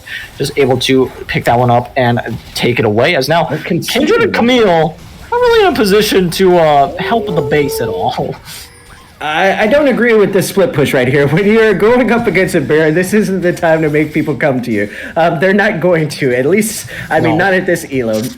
So it's an interesting decision by Johnny Rockets on this Camille, as, you know, G7 Mirage is just sieging down inhib after inhib, and now you're forced at a pretty big position, a pretty bad position, where you essentially have to engage and take a bad fight, or you're going to be down triple inhib. And if you're down triple inhib, that's basically, I mean, that's basically over at 22 minutes. You know, there's not going to be enough wave clear. They're going to be able to take anything anytime they want. So it's really interesting. I think Johnny Rackets was just like, yeah, like, this game might be over. And you kind of see some tilt coming in right there, just because of the way that G7 Mirage just snowballed so hard. And I feel like that's what this team does. You know, when they play their way, they just frustrate you. They're just like, man, there's nothing we can do. It seems like they're all over. And oh, well, that was a little toxic, as Waco G had his back stopped by a Mega Inferno Bomb from the Ziggs.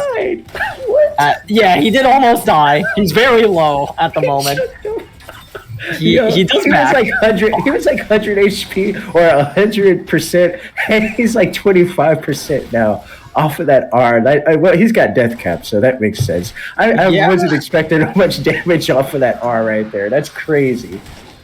That's a pretty good stuff right there. That's what you need to expect from this Ziggs. That's what needs to happen. I mean, he is almost at 10 CS a minute, so it just makes sense, as I just said. As the Lamb's Respite does come out, the Magnetic Storm will also come out. Nature's Grasp from the Maokai going down, as well as Eric Northman finally goes down after all the ultimates have been expended. But now everybody's just getting absolutely murdered. The Yone going to use his ultimate onto the Syndra. Syndra is not able to find that kill, as that is almost a clean ace. The Kindred is just kind of chilling in their base going, I'm good, I don't want this, we'll be knocked up, we'll be taken so very low, and will not go down, does use that stopwatch, manages to find a kill on to the Yone, or at least the Syndra will, but that does not matter because G7M have closed this game out. 24 minutes in, they take game number 3 and go up 2-1 in the finals.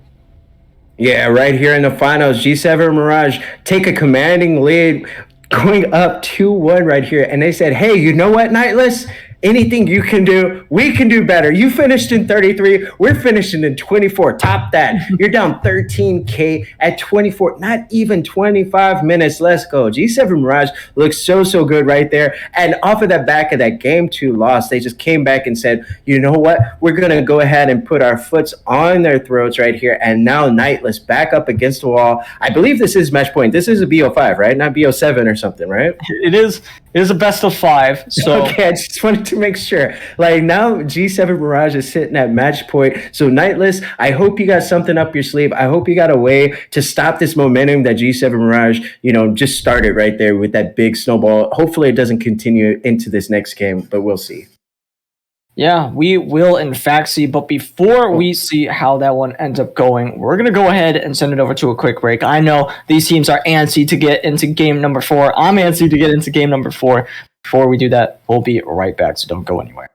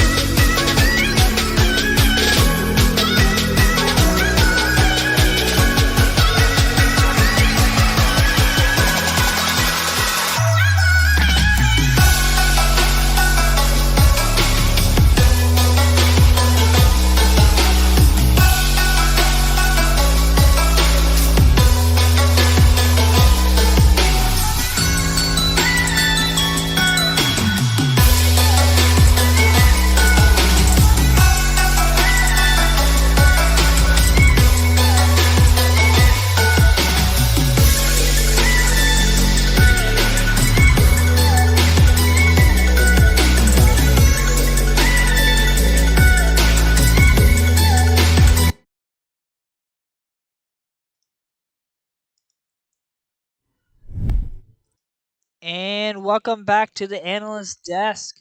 We're going into game number 4 with G7 Mirage coming back with a huge lead and victory. Yeah, I mean, something I wanted to mention, because I had a feeling this was going to be the case when G7M started getting out to that just absolutely massive lead. It was when they were ahead by like 9K. And they were starting to push down a lot of these inhibitors and got the Baron. They closed that game out, and they played with a lead way better than Nightless did. Nightless had a huge lead in game number 2, but it felt like they were struggling to close the game out. Yes, they were able to just kind of brute force their way and eventually just slap them around with their wallets, but G7M were able to take that lead and get a lot of these neutral objectives a lot easier. They got standing gold way easier. It just felt like there was nothing that Nightless could do, or just against G7M in game number 3. Whereas it felt like G7M was actually answering a lot when it came to game number 2, even if they did get kind of demolished when everything was said and done. Right. Like, what I like about G7 Mirage's comps generally is even when it is something that isn't necessarily like standard, like they always have tools to do a certain job. Like maybe not so much in game 2. I think game 2 they might have drafted themselves into a bit of a aim, but it was still they still had tools that they liked, but it wasn't necessarily as strong as some of the tools that they normally have. And when we saw this last game in game 3, I want to say, we absolutely saw what happens when you give them sieging tools, right? When you give them multiple ways to dive and displace and basically pull you apart. Every time that it felt like Nightless might have had some way to stop the push, like you saw G7 Mirage find different ways to re-engage, like whether that be creative Yone plays with ultimates or, with that, that Unbound Spirit, the tether, whether it were plays like that or with Gragas ultimates, or if it was Maokai, flashing over walls and like getting big WR combos into Ziggs ultimates. Like there were multiple different layers to the way that this comp played out. It wasn't necessarily super standard, and now we're going to be able to get into this ban phase. And it looks like ban phase. Right. It looks like it's going to be a lot of the similar things right here. The Yuumi, the Yasuo, the Xin Zhao. And I'm going to go ahead and assume like the MF is probably going to be banned away on the red side so that G7 Mirage can't first pick it. And watch they're going to pick Misfortune. And then you'll never guess this, but NTL will respond with Syndra, maybe Xayah as this first pick. That is my prediction. Now, the issue I would have with that, obviously, is that NTL would be like, all right, we've done this before. Yeah. We took an L. So they are swapping it up at least a little bit. And so we are seeing some variants at least. And the Aphelios is being... I would like to see Lucian over Aphelios. Like, if you're going to be... fair. Yeah, like Aphelios, if this was something else other than an MF, I think you could make a case for Aphelios, just the way that he can play out. But I feel like you take Lucian, something that can play aggro into MF, and you're going to fare a lot better in the lane phase. Now, I would feel like Aphelios should be getting bullied around no matter what his support is. Like maybe G7 Mirage actually just want to take the Thresh away so you don't have that safety. I'm actually surprised that they're even hovering Trundle right here. I feel like you just lock Aphelios Thresh if you're going to lock Aphelios. Locking Trundle right here, we'll see how that one goes. But if I'm G7 Mirage, I'm just thinking, okay, well, we'll take the Thresh and like maybe you take a Lulu or a Braum or something if you're Nightless. But it's still not going to be the same sort of power that a Thresh is going to give you. It's still not going to be that engage, disengage that he does. But if you have Braum Trundle, I think that's actually pretty solid if they do that. But Braum Aphelios on its own, I don't feel like is necessarily great. And that's going to be a Nidalee. So they're going full on like early game poke, kill you, all sorts of skirmishing early. So I dig it. And I gotta say, it seems like they also agreed with that assessment of game number 2, which is, we do need to be a lot more proactive, and they're trying to. Nothing screams proactivity like Blitzcrank, and there it is. That's going to be very fun to watch. Okay, so they do I think Braum is a good pick into Blitzcrank in general. Yeah, I think Braum Trundle actually makes a lot of sense. The Aphelios isn't necessarily as strong as like Ezreal or something, right? Like I think if you were gonna go with Braum Trundle, like I would make a case for Ezreal or Lucian. But the Aphelios actually can work with this. So I do like that. And once again, it's going to be, now they're actually going to take away the Camille though. I do like this because the Camille has been a problem. Like Johnny Rockets has been piloting it really, really well. Maybe not so much in that last game, just because it snowballed so hard. But I do like that. And there goes that Yone. And I don't know, you probably want to take away the Syndra, right? That would be a solid takeaway. Planning on taking it. Something else, I guess. Like, if you leave her up, I feel like Nightless might just take her again. But okay, that's gonna be Fiora. So that's going to be the Kennen hovered and most likely locked in. If that's Kennen locked in, and the fact that they also didn't ban Syndra, I gotta imagine that G7M wants Syndra for themselves. Again, the gank setup. You actually have Nidalee thrives on having gank setup so she can reliably hit her spears, and she has pretty solid gank setup in her bot lane already. So now it's up to the top laners or the solo laners to kind of also provide that for her as well. So we'll see if that Syndra is the answer. And the Renekton, okay, I'm getting flashbacks to like, I don't know if it was last season or the season before. I'm pretty sure it was last season when people were running Renekton Nidalee, and this was a huge LPL thing too, because it was just so strong in the early game. You would Renekton W, and then like I just said, Nidalee gets that very reliable spear, and whoever you gank with that just kind of dies, and especially if it's a Kennen, it's gonna be a bad time. Yeah, absolutely. Like, this is a tried and true combo right here with the Renekton, Nidalee. Oh, and that's going to be the Kali, though. All right. So it says, yo, you lock that Syndra right here. You might be able to win a little bit early, but eventually I'm going to be diving the ever-living crap out of you. So you got to be really careful on the side of Nightless what they're going to pick right here. That's a Kennen mid. It could be. Almost 100% a Kennen mid. If they lock an Aatrox, which... I remember someone telling me that has actually been increased in popularity. I didn't know.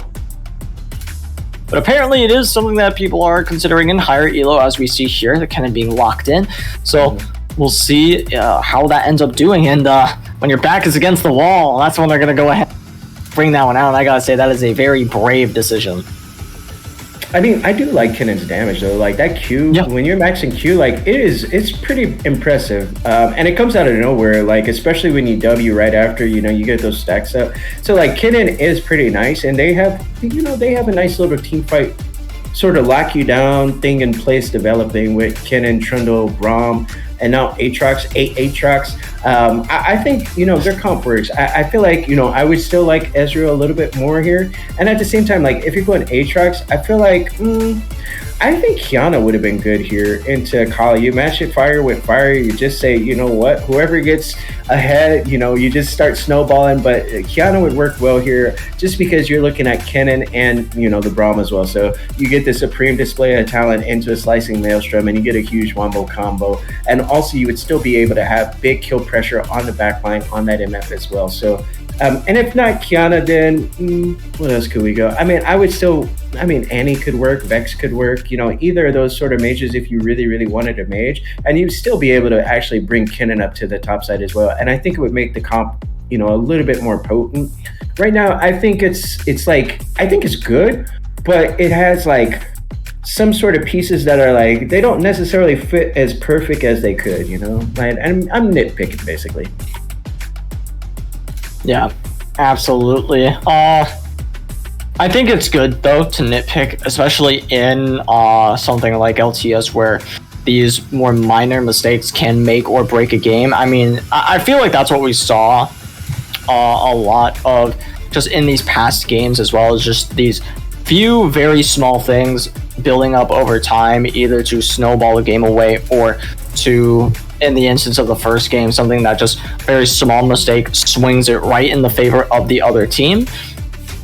So excited to see if that'll be the case, if it's going to be one of those, very close games, and if Nightless can bring us to a game number 5, or if G7M are going to be able to kind of recreate that success of game number 1 or game number 3, either of those styles where they just either, have a very close game but are able to, find that fight that wins the game, though I think with this composition it's going to be a little bit harder, or if they're able to just play the early game immaculately and just run over NTL, which I think is more likely in a world where G7M end up coming out on top in game number 4. I just want to say, I do like Nightless's comp. Like, I think their comp works. I think it is good. Like, they have lockdown, they have CC, they have disengage. Like, it works. They have a lot of answers to the things that G7 Mirage want to do. So if their comp gets rolling, and it does spike really, really hard in the mid to late, it doesn't necessarily spike super, super hard early. And I feel like that's what the difference is. Like, if G7 Mirage can actually get Renekton, Nidalee rolling, or, bot side as well, I feel like Akali, is kind of a launch to level 6. So I'm not speaking directly towards level 6, but before that. Like, if you're looking at something like a level 3 gank in the top side or in the bot side, and you're able to get either of these lanes start rolling and like pushing down turrets kind of solo, I absolutely feel like it would be difficult for the side of Nightless to deal with. But having said that, the burden is still on G7 Mirage. Like, if they're not able to snowball this game, like when you go all in with this Nidalee, even if you still have that MF as backup, it's not necessarily the same tools that we had in the past, right? Where you have lockdown CC. Like, this is absolutely a sort of pick, sort of blow you up comp, like right away win the fight and then make everybody run from you.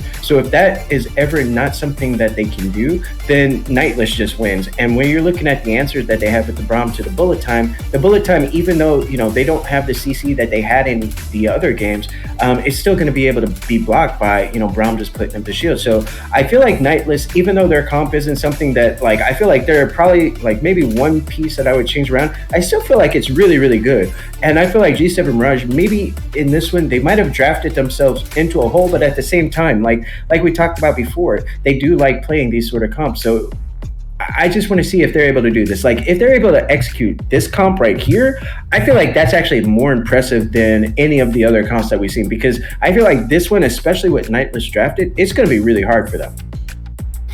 Yeah, for sure. I'm very excited to see how these two teams stack up against each other. Before we get into this game, we're going to go ahead and send it over to a quick break while we get synced up. So don't go anywhere. We'll be right back.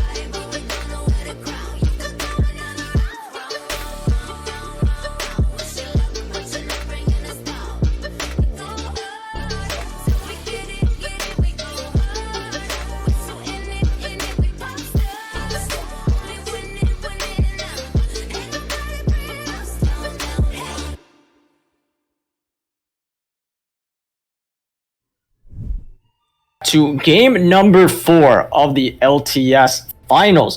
This is game 4 of the series between G7M Mirage, which we have on the blue side, and Nightless Esports, who we have on the red side. And for once, we actually have an invade brewing. will be with that Braum. They're just going to go right through this tri-brush. They're actually not going to walk through the lane, which probably could be better. They're watching for something. I don't know if this is it. They might go for a late invade, if anything. Wait for the Renekton to start walking up for a ward or something, or walk away.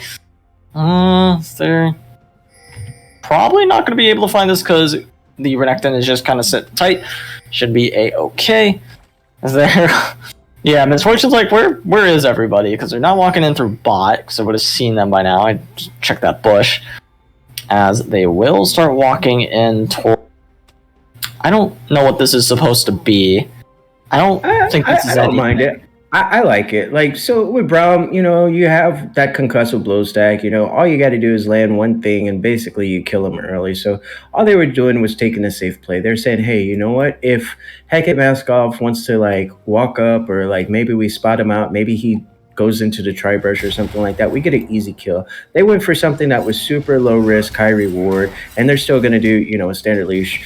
And, I mean, there's one of those things where it's just, like, there's no downside to it. If it works, you get a kill. If it doesn't, you're not really paying for it or anything. Nobody invaded, so I don't mind it at all. Although I will say, it does look like G7 Mirage did actually lay down a ward on the red, so they are going to be able to spot that out when drops moves over to it. But otherwise, it's fine.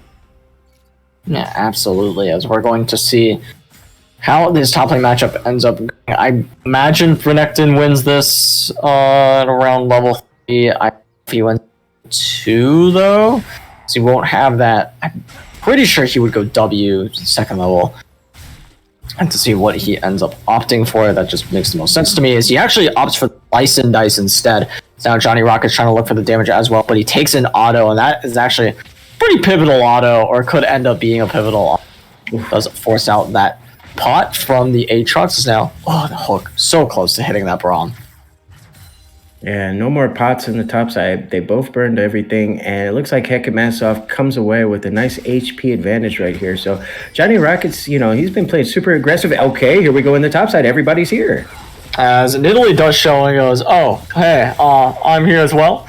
Nobody touched my top laner. We're going to get this wave under the tower. That's my goal. Don't think that's going to be something that happens, though. As this will actually... This is kind of freezable, but with Italy nearby, you can't really do what you want to do. As now damage is coming through, down onto the Renekton, and pull onto the Braum. Now Braum's going to take a bit of damage there. One more auto, as the Calibrum is there from the Aphelios to do a little bit more damage, return that on to the Misfortune.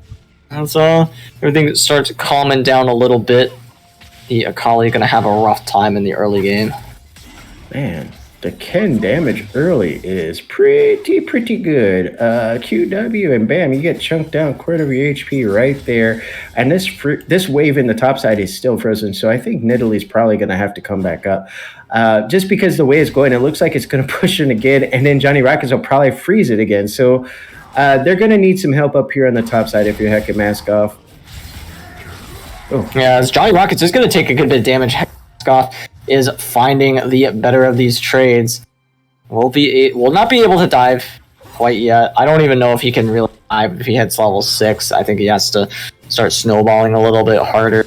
Aatrox is definitely one of the champions that could punish him for that. The flash forward, the Q is able to find that.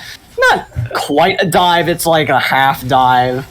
It just kind of sticks his pinky toe right under. As now gonna try to do a little bit more a play. The pillar is going to come through. This could be bad. Aatrox does have that flash available, trying to make this play happen. No more pillar available, but the knockups are going to fall. That's going to be the Umbral chains going down, forces the flash out of Best Turtle as he is out of there. Meanwhile, in the bot lane, the Blitzcrank and Misfortune have both left, as Kennen is going to respect that missing ping and starts backing up a little bit. Should be just fine. As meanwhile, the Blitzcrank and the Misfortune will start heading back to the bot lane. I really like that play right there by Rob and Blitzcrank user here to go ahead and take away that scuttle. They saw that drops was on the top side. Nice pull on to the Braum. Braum going to take a little bit of damage. It's not on that, though, as you were saying. Yeah, but they went ahead and they took away that scuttle crab. So it's basically a double scuttle right there for the side of G7 Mirage. And when we're looking at Braum right here, Braum is essentially almost always a I don't want to necessarily always a hard counter to engage supports like pulls, like Blitzcrank, Thresh, all these sort of things. Like that's why Braum works, right? Like because anytime they hook you in, you just hit them one time and bam, it gets turned around right there. So Braum is always super, super good into any hook support. If ever you're, up against a hook support, you don't know what to take Braum. Because if you get hooked in, it's like, oh, you're just gonna die because I kill you. And look at the damage by Ken right there. What? I love it. Kennen is doing a good bit. Of course, Akali can't really fight back until she has 6. She just got it. So we'll be able to go for those all-ins, assuming Kennen kind of oversteps his boundaries. We'll see if he does, in fact, end up doing so. Meanwhile, this Cannon has a face-off for that one as it does go down. They're trying to find the W as it will go down the spear as well. They're trying to dive this. Does not have his ultimate available as they are able to take that one down as that Nidalee Renekton combo is deadly. That's the reason that it was such high priority a year ago. Of course, these champions not as strong as they once were. Doesn't matter if you're executing on them perfectly. Yeah, I mean, so they did go ahead and revert some of the stuff that they did to Renekton, but still, he's a shell of how he was a year ago, He's not... Okay, that was... the smite was available. Right. I believe, yeah, it did drop down. That is what ends up. I thought for a second that there might have been a panic smite or something that would have come out, but now, hey, look, dive number 2. They're not actually able to find the Q because it was too long range, and the W just does not last long enough if it's not the Fury version of it. Could still look for the play, but Aatrox still not level 6, so that's why they would want to go for it. If they were to do so, it would be now, but Johnny Rockets just hits level 6, so not going to be a play. Yeah, I would have been all right with them to, hard shove and like dive it again, but they say, you know what, we're not going to do that. And when I'm looking at decided best turtle... The Heckin Mask off is doing some damage. The ultimate comes out of the Aatrox. Is now Aatrox trying to find the play. Heckin Mask off will go down. A solo kill for the... You cannot fight that. You have no HP compared to Aatrox. And you were also out. Like, you were... He could not catch up to you, I don't think. I think you were fine, but either way, Steel City Warrior does hit that E. Could look to go in with the Nidalee here as well as they will. The ultimate comes out as Sir Zapri. Steel City Warrior taking so much damage. The zoning Q comes out from the Nidalee as Sir Zapri does back out of there. Will not be able to find that kill. Does have to burn his ultimate, though. Yeah, Heckin Maskoff got a little bit careless right there. He thought that he could do a little bit more than what he did. And Johnny Rackets was like, okay, now I have ultimate. Now I have all the tools. You don't have your jungler there. And now let's see who wins. So also on the mid side, we saw some nice trading with Kennen going ahead, popping that slice in Maelstrom, making sure that Steel City Warrior, you don't dive him. But at the same time, now you're thinking, okay, you just burn slicing Maelstrom. If I'm a Kali Nidalee, I'm thinking, let's try to dive it. I don't know. Give it a shot and see what happens. When you decide a G7 Mirage, you're going to get rewarded for play active plays. Yeah, absolutely. As we do see Misfortune going for some damages. Now we do see the Trundle trying to make something happen. Will be stunned up, taking a lot of damage. Nidalee going in. Will find that kill. Now Johnny Rockets is going to be next on the ticket. Will be going down. A double kill for the Nidalee. The jungler is able to find that one. Meanwhile, Misfortune isn't really autoing an enemy champion. Was autoing the minions instead. They're trying to find something. I believe she was trying to maybe stack up that W, if anything, but Braum is taken very low. Will not quite go down, though. I am Rob going to take a lot of damage from this Aphelios. Aphelios looking for the kill. Does not have the Q available, does not have the root, or does not think that it's worth it to go for that. As now Blitzcrank using that Predator going for it, does find that Q into the bullet time. Is that shield enough? Just barely, and that's what's going to keep that Braum alive. Guardian, don't know if that popped necessarily, but either way, Braum is able to just barely live. Yeah, no, that was so clutch right there. I really like the exhaust that came down by user on this Blitzcrank on Wake, because, that Moonlight Vigil had hit, and it looked like it was actually going to be a kill for Wake right there. But the exhaust comes down. Oh, Drops is here. They're looking to dive. Yeah, they're trying to find that kill onto the Blitzcrank. Blitzcrank will find the kill on the Wake OG. On it. He gets, Iron will pick up that kill as Blitzcrank says, yeah, all part of my plan. No problem, no sweat. I was definitely aiming for Wake OG, not the Braum who dodged out of the way. Yeah, no, he hit him with kind of a fadeaway right there because it looked like Wake OG was all right. And, there was a flash that went down as well. Oh, Johnny Rockets is in trouble. Oh, they're back to the scene of the crime. The Q is going to hit. The W is available. There it is. Nice. He's dead. W as They are trying to find that damages now. The Aatrox will be able to get out of there, is running for the hills, and Italy might try to find this assassination, does have that Q available, as now he's playing around the minions. That's a very wise decision, but the flash forward is going to be enough for that Italy to find that kill, as everyone's spamming her flash there, like, he really flashed for that thing, as that's going to be Aatrox dying once again, as this is looking very familiar to last game. I really like this. They're going to try to dive this bot side. I just want to say I really like the way that they're playing proactive on the side of G7 Mirage, but here it is right here. Nightless has something on the bot side.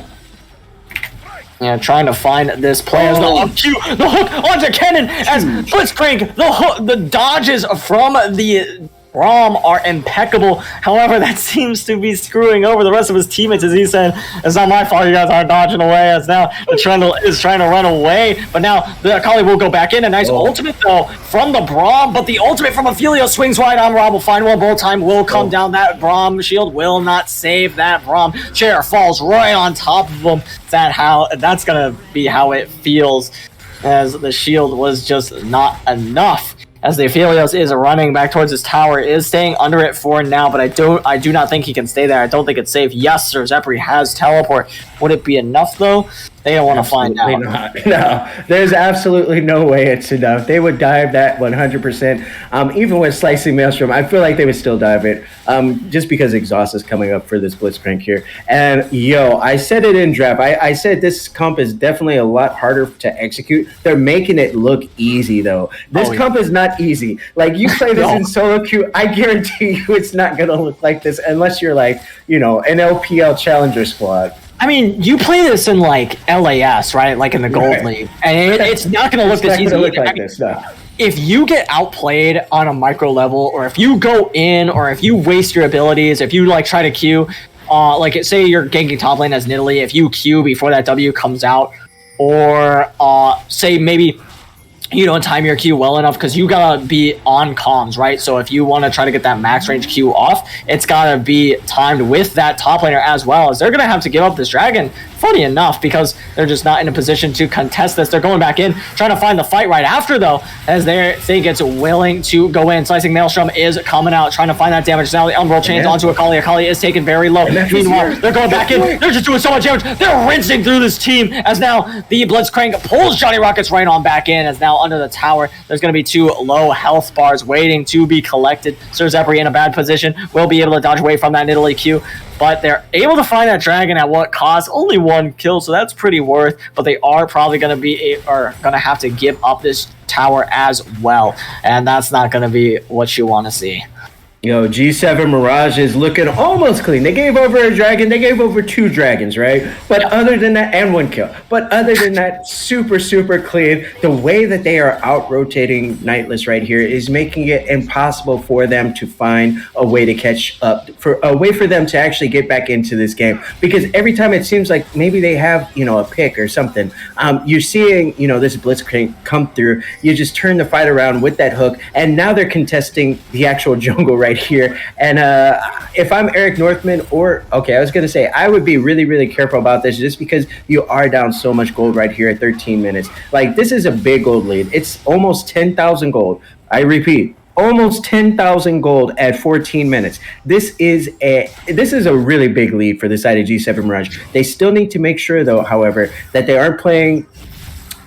They're not okay. Heck and Maskoff is in trouble. Everybody's here for the side of Nightless. Yeah, I was going to say, play as now Heck and Maskoff is taking a lot of damage. Tries to use his ultimate, trying to fight his way out of this. Is he able to 2v1 his coming through as well? Nidalee on the way. Does he have that Q available? No, he does not, but Akali is here. Teleport coming through from the Kennen as well. Slicing Maelstrom could be enough to turn this around, but it's not up for a few more seconds. Nidalee is here, waiting in the wings, trying to find an absolute snipe, and there it is onto the Trundle, and she will be able to assassinate him. So Zephyr under the tower, Slicing Maelstrom is available. Eric Northman getting very low. Double kill is going to be available, as Nidalee is just rinsing through this team, and that's going to be 4 members down for the side of Nightless Esports. 1 for 5 actually, because meanwhile in the mid lane, I'm Rob found a solo kill on to the Filio. So, I mean, G7M, it looks like they're punching their ticket. I was going to say to the finals, that's not it. They're punching their ticket to winning the finals, as we'll see if they're able to do so. But, I mean, 10,000 gold lead, it's looking pretty good. Yeah, now almost 11K, right? Like they are no, correction. They've snowballed this game out of control. This is what we're talking about when we're talking about snowballing. Big gold advantage. They're taking all the towers right here. Now I want to see if they're going to actually try to take this Rift Herald, because when you're snowballing like this early, Rift Herald basically you might as well count it as a Baron, because you're going to be able to get so much value on the siege with a Rift Herald push. It's going to help you crack open those inhibs, and then from there, you can actually rotate through and pick up Baron as that spawns. But at this point, I would still say Johnny Rockets needs to be careful. Like he keeps on like kind of backing disrespectfully. They're going to chase him down. Yeah, Johnny Rockets will be able to E over the wall. Well, guess who's going over as well? It's Steel City Warrior. He's going to ult under the tower. Will he be able to live, though, is the question. He's getting very low. Will be taken down by that cannon. And Sir Zephyr is able to find that one Hecker Mask off. Meanwhile, going to ult it, try to keep himself alive. Going to go back in with that slice. Will the dice come out as well? They're just doing so much damage. Braum has gone down, but meanwhile, Trundle will be pulled away from the ADC as a result. It will go down as now Nidalee just hops right onto the enemy ADC, grabs that kill as well as now Cannon is running for the hills. Nidalee is looking for play. Look at how fast User 52490 is, as he's going to be able to find the pull as the ace comes through. Best Turtle OCE finds the kill as well, as they just ran that cannon down. Now, Aatrox is back alive. Will he be able to find the kills is the question. Taking a good bit of damage, does not want to go any further. That Nidalee is 10-0-3 and very scary. Not gonna want to do that one, as maybe E over the wall here. The hook, if that hits Braum, would have been dire as they're trying to find the kill onto user 42590. Will not be able to find that, though, as Eric Northman is going to run for the hills. His top laner has gone down. Johnny Rockets has fallen. It's now Hegamask and Bester OCE probably going to be able to find their kill. All it's going to take is one more ability, and they are able to find it very easily. He goes down.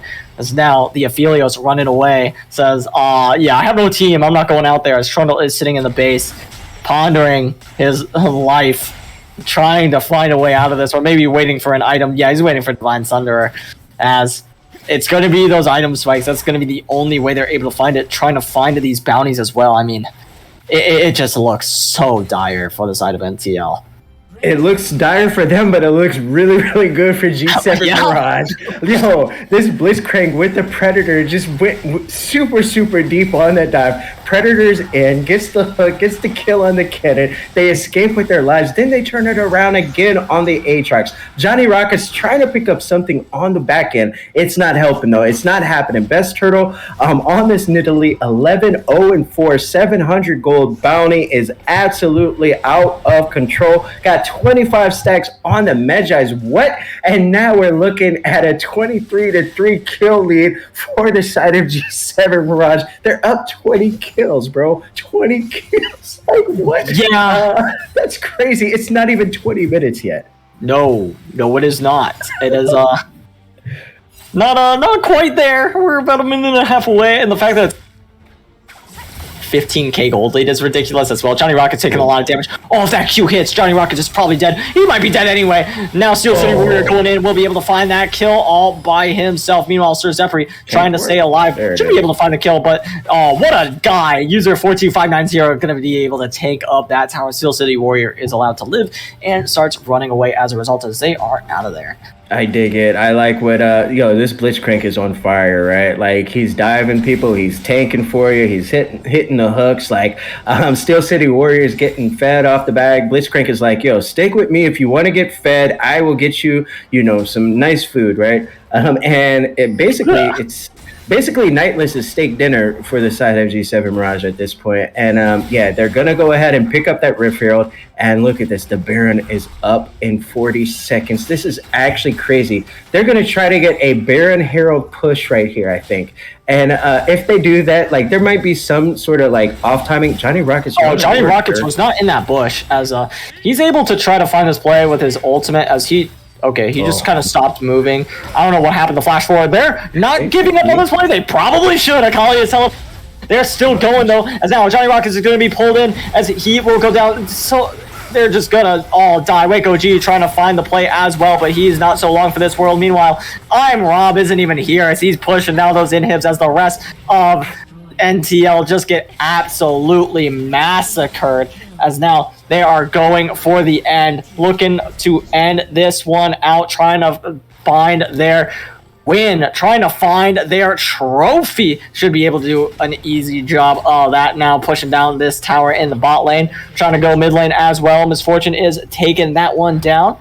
As the teleport comes through as well. Trundle not even trying to defend this. He doesn't want any part of this one, as the Nexus will fall, as that should be, well, they're going to go for some kills, but either way, that's going to be G7M taking the series 3-1 to win and become your LTS Fall 2021 champions.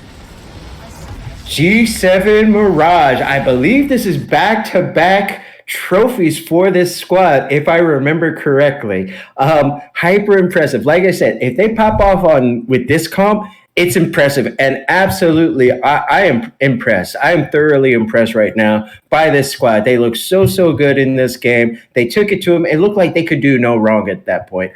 Every single fight, what did they do? They died 5 times as a team, and Best Turtle was actually deathless. So it's actually pretty crazy to see how they turned things around after that game 2 loss. And yeah, they absolutely said like, yo, bro, like, I can't believe you guys just did us like that in game 2. Like, we got something for you. They turned it up a notch in game 3, and game 4, they just took it to a whole different level. Like, it almost was like they were playing to try to embarrass Nightless. And like, I'm actually stunned because I didn't really think they were going to pop off like this. I'm not going to front. Like I said in draft, I was like, yo, like if they do it, it's going to look good. But I didn't think they were going to do it like this. Like I thought they would do it and it would be a sort of back and forth. And then maybe, you know, they'd have some sort of win around some sort of a dragon or something. And then that would be the thing to turn it around for them. But that didn't happen at all. It was just from start to finish. The top side, Nidalee, Renekton, old school wombo combo duel just started popping off. And then the bot side started popping off.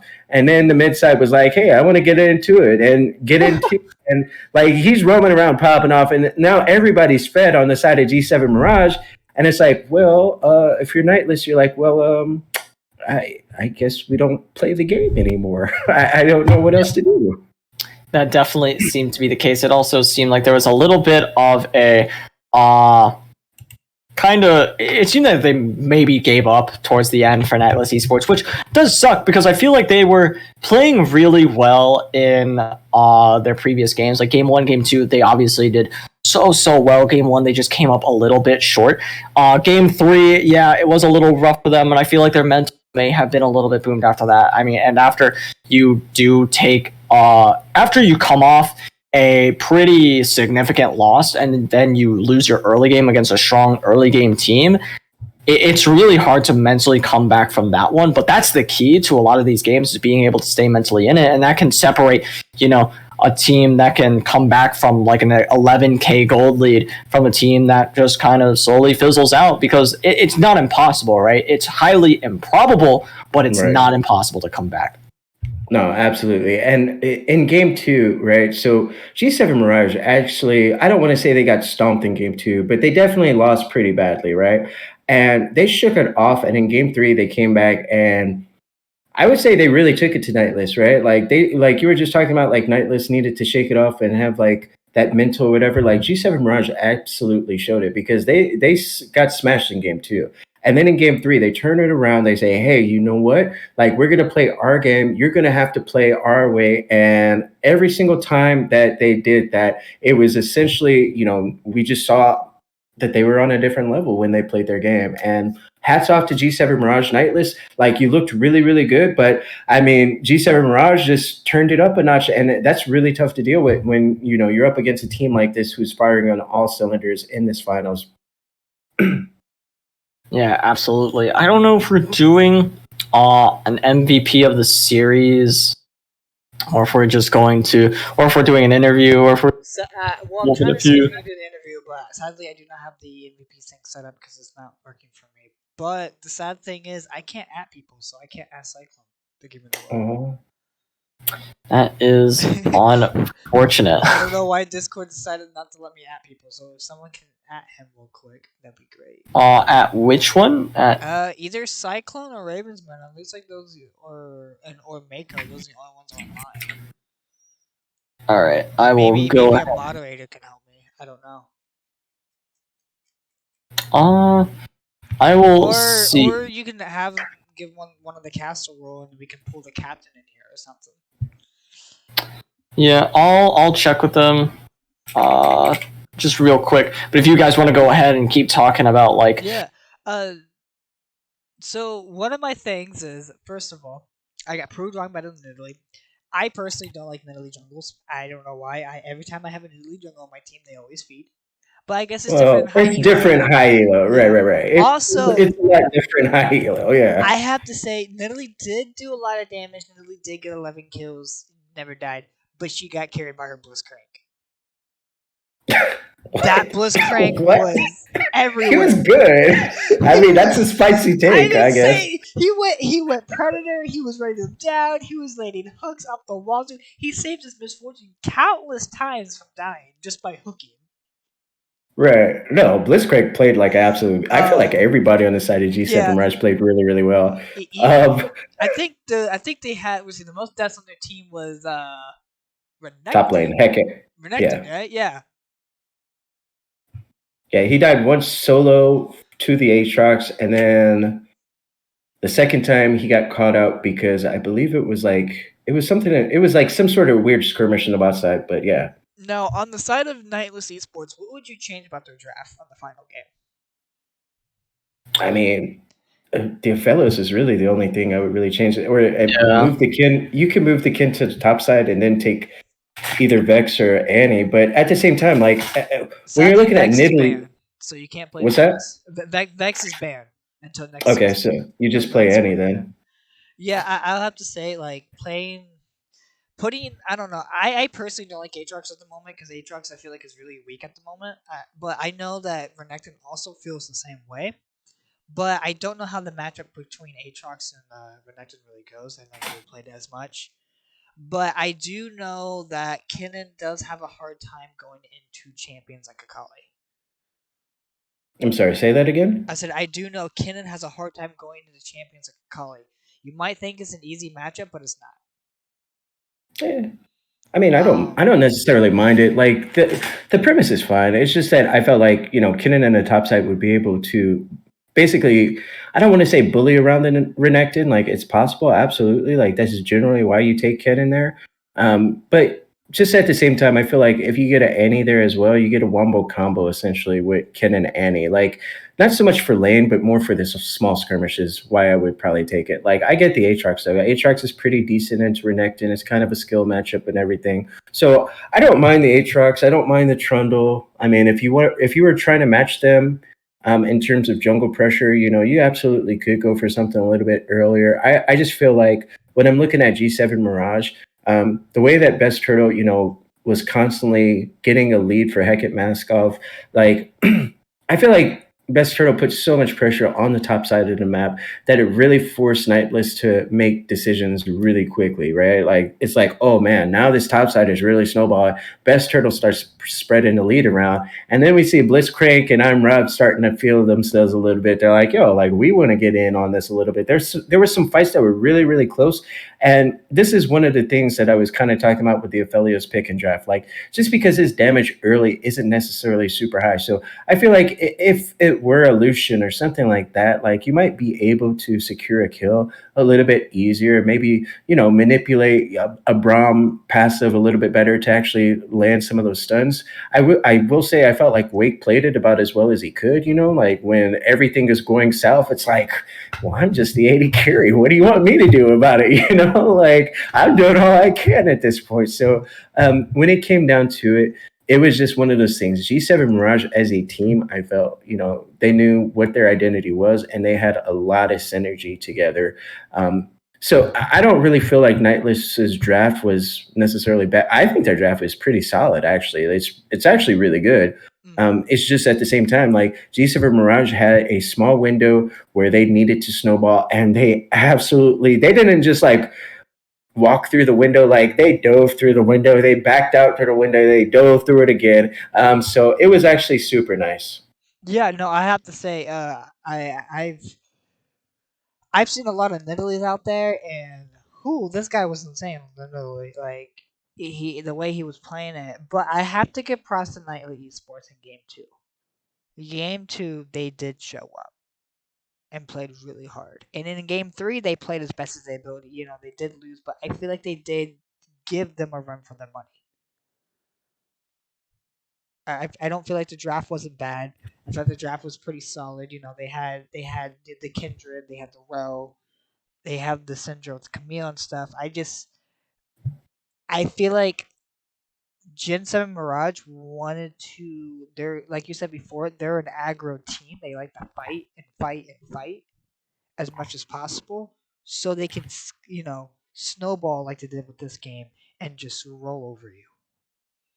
And also, I want to say, like, even though they are really, really good at fighting, they're really good at fighting. Their macro is so good. Like, every time I'm like thinking about a play, I'm like, well, they could do something like this. And like, they didn't necessarily always do the things I was thinking of because, as somebody who can see the entire game, it's a lot easier for us to make decisions about macro, right? Like, when you don't have fog of war. So I'm sitting here like, oh man, like, if they rotate here, they can take this and this and this. Like, they absolutely play through these things like so cleanly. Like, their macro rotations, the decision makings, the way that they were able to take down these objectives time and time again was so clean, so good. Nightless, when they had the lead, like, they were playing pretty solid with the macro rotations and everything in game two. Every once in a while, they kind of got caught out and everything, but they still had pretty solid macro too. So both of these teams, really, really great. You can see that they have really solid foundational knowledge about macro. And it's always impressive to watch as a fan of League of Legends in general, right? Like, when you see good teams play, when you see them make really, really good decisions, it's like, man, like, this is actually really good, right? Like, and I mean, I still enjoy watching lower league as well, but every once in a while, like, well, not every once in a while, but it's just a treat when you're able to see these high level teams play, especially when everything is on the line at the finals. When you've worked so hard this entire season, you've heard doubters, you've heard, people on your team say different things, and I'm sure it's not always positive. Like, I'm part of predictive gaming, right? And I know it's not always like, oh, everything's great here, every once in a while, some people are going to get mad. You are going to get some people who need to vent every now and then. And as a team, it's something that you have to go through. And how you go through these sort of, downtimes, it really builds you up and it makes you come together. And essentially, I feel like G7 Mirage, even though they didn't really have too many down games in general, I think they lost one game all season. Well, before playoffs anyway. They were tied. When you look, They were tied with Nightless Esports. Actually, Nightless Esports was the one who beat them, I think. that's actually crazy. Then, I yeah. think if I was correct or not, I don't remember or not, but they were both 5-1, and Nightly Esports was first in their seed. By the way, we're not really able to get these roles, but if you guys want to set up a private call with them instead, and we can do that, just make things easier. Go ahead and do you it. can set up a private call. Then. Yeah, I'll go ahead and start getting that figured out. Okay. So, yeah, just give me 1 sec. Yeah, that's perfectly fine. And also don't forget about high elo when you're talking about high elo and low elo, and which is kind of funny because normally high elo you see about the fights usually around the objectives, around like the Baron, the Rift Herald, the Dragons. What was so fascinating about this game is that it wasn't. It was mostly around either getting ganks or just full blown team fights in the mid lane or just randomly in someone's jungle. Not even around an objective. Like, objective could be up for like 5 minutes and they don't even care about it. They just want to brawl. And that's right. No, I think that's a good point. Like, okay, so what we really saw here was every time somebody was pushed past either. So when we look at the river as a neutral point, right? So what G7 Mirage did in a lot of the games where they snowballed, every time it looked like somebody was pushed past the river, they instantly pounced on it, right? They were already in position as soon as they saw that wave was actually going to be pushing in. And at the same time, like, when it was actually going to be pushed into the tower, especially in the top side in this last game, you instantly saw they were in position before the push actually started. And I feel like that's really the difference between somebody who is high elo. When I talk about macro, what we were just talking about, when I'm talking about high elo, Diamond Plus or whatever, that's really a huge difference that you're going to see. Like, when you're looking at lower when you're looking at lower ranks, it can usually take people a little bit longer, right? Like not a ton longer. It might be 10 seconds longer, but those 10 seconds are the difference between like somebody diving it before the wave is even there, or as it crashes, or maybe as the wave is already dead, right? So every single time that the wave was in position for a dive in the top side specifically, G7 Mirage was there. Every time it looked like, maybe the wave was going to be pushed towards you and it was frozen on your side, G7 Mirage was there. At least in this last game, we had seen Nightless actually doing the same thing in the top side. And it was actually pretty apparent there in that Timo versus Camille matchup, where they were consistently punishing the Timo every time the wave was frozen on the Camille side. So I get what you're saying, but I don't think it was necessarily. I think it was a lot more clean. Well, yeah, I'm not saying like I'm not saying it was unclean or anything like that. But normally when you see in high elo, you see them usually focus around objectives and stuff like that. But in finals, you're just like, no, we're gonna make it a game, and they're like, either we're gonna snowball or we're just gonna flat out fall on our faces and see what happens. And that's exactly what both teams did, and that's what's fun about watching, at finals, and especially was watching high elo players, because you're gonna see like plays you never expect to see in low elo, like this comp right here, like you're talking about. If a gold comp, or if a gold or even a platinum comp will have a hard time pulling off this comp than the LTS. Yeah, sure. It's all right, I got Oh, you got them all? I got that. That should be just about all of them. I'll go ahead and start the voice call. Get everybody in here. So. Okay, awesome.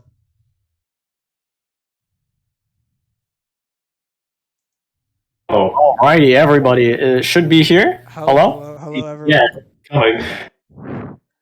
So first, let's talk to the captain of G7 Mirage, Steel City Warrior himself. What did you think? Hey, that's me. He's a captain. Yes, sir. That's me. Team captain, let's go. Well, the weakest links are captain. Whoa, that seems a little. Gotta give him some responsibility. So I kind of have a question for you guys. You'll indulge me in that, which is what was your thought process after game number 2, which is the one? What my thought process was? I'll tell you what my thought process was. Why would you draft Timo and then leave me to rot only 2 times? It doesn't make any sense. No, I did not. I so killed him. My bad. Won't do it again. And then, good luck. That's vertical. Yeah, okay. Yeah, we deserved to lose that game. I'm glad we did. I'm not saying that I wasn't in LL Team Finder during that game looking for the top. My thought process was I didn't want to stay up any longer, so I was like, all right, we're just winning this 2 more games. Like, let's get the hell out of here. This is a little late start on this one, so. Yeah, going to a game number 5 would have brought this to probably like a 1:30 ending at your Eastern Standard Time anyway. 1:30, 2 o'clock. One question for the Blitzcrank. How did it feel when you accidentally pulled the Aphelios instead of the See, it might look like an accident. It was. It was an accident. I don't know how I got him, but hey, oh well. You know what? If it works out, it works out. I mean, like that's the Brahms fault too. That's exactly what Felix is saying. He's like, why would you dodge the hook, man? Brahm was already dead. It was Trundle. Like Trundle was there. Trundle could have body blocked it, but he did it. He's like, man, I'm out of here. Hey, to be here, he had flash too. You could have flashed. Exactly. That is true. Any other questions, Chris? Or do you have any questions for them? Sure. I got a question. So with the Nidalee pick in general, is this something that you guys have been playing a lot of, or was this something where you just was like, I played Nidalee in the past, maybe not necessarily a ton with, the comp in this sort of scenario, but what made you guys go for this pick in this sort of situation? So they lost in Trundle and went to good old u.gg with the Trundle counters. And apparently Nidalee is really good to him. Oh, okay. And then I thought to myself, wait, they buff Renekton. Why don't we just run Renekton Nidalee? And top of 111. Renekton Nidalee so hard. Yeah, and it worked, so that's why. Yeah, I really like practice. It just randomly came up. Nice. Okay. Well, I was just going to say I really liked the way that you guys played that sort of duo together. Like you guys were in position every single time to punish that AA truck. I felt bad for that guy. Did you say He had it coming. Hey, Aatrox. That's his name. LS. Hey, True. I mean, it is. Game 4 was our top taking it personal about game 2. Yeah, I think it was a little not fun for me in game 2, but whatever. It's alright. There's something personal between Elvis and Johnny Rockets, though. Of No, course. Johnny Rockets is my man. Jonathan Rockets is a god among men. Second best top laner in the league. Yeah, Oh, well, yeah. Behind No, Hackett Maskov, absolutely. of course. it's true. Let me ask you, were you surprised that they gave away the MF in this last game? No, we knew that they were going to ban Graves or MF. We were just going to take the other one. Okay. So that was our whole plan going in the whole time. And if they didn't, I was just going to pick Ziggs again because he only plays Jhin. So Pretty much. you guys, I don't think deviated from your bans once this entire series. I think you always banned Yuumi, LeBlanc, Xin Zhao. Do you guys want to kind of talk about why that was, or do you guys? I mean, it is final, so I got this. Okay, Yubi. Bullshit. Wait, what can I swear? try not to curse or to refrain. Okay, Yuumi, Swear. brain dead champion. Take that one out. Xin, brain dead champion. Take that one out. LeBlanc takes some skill, but it seems to be the only thing that the player can play at a high level. So take that one out. There you go. Okay. That Nice. makes sense. Yeah, no, I do agree. Playing against Yumi's is really, really obnoxious, especially when No skill. like you buy anti-heal and it doesn't seem to matter. Just the buffs. Nobody really enjoys playing against Yuumi, and so it's like they can't beat us playing normal champions. So might as well just ban it. There's support on anything that isn't Yuumi. Let's just say he's not very good. It's like solo queue. In solo queue, if your Yuumi one trick gets banned out, they drop like 2 KLP. Yeah. Actually crazy. It's like the same thing with that guy. Yeah. Yeah. Last question for me, though. All right, so if you guys had to pick, and you can't pick yourselves, all right? Like this is the one rule: you can't pick yourselves. Who would you nominate as the MVP on your Hackett team? Maskov. Rockets. Oh. I would definitely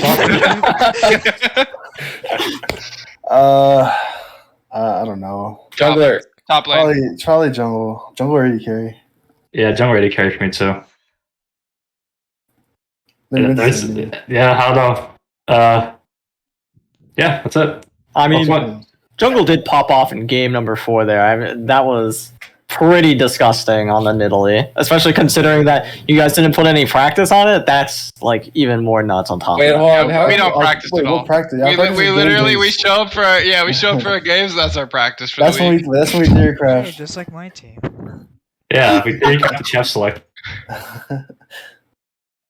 All right, nice. Good to know. Last question: what skins are you guys gonna think about choosing for the Hall of Fame? Classic. Because Faker does classic. Hazmat Heimerdinger. I'm not joking. I know. Does it have to be like a champion you've played the most, or I guess. think it has to be a champion you play during the regular season, or I think I played him at least once.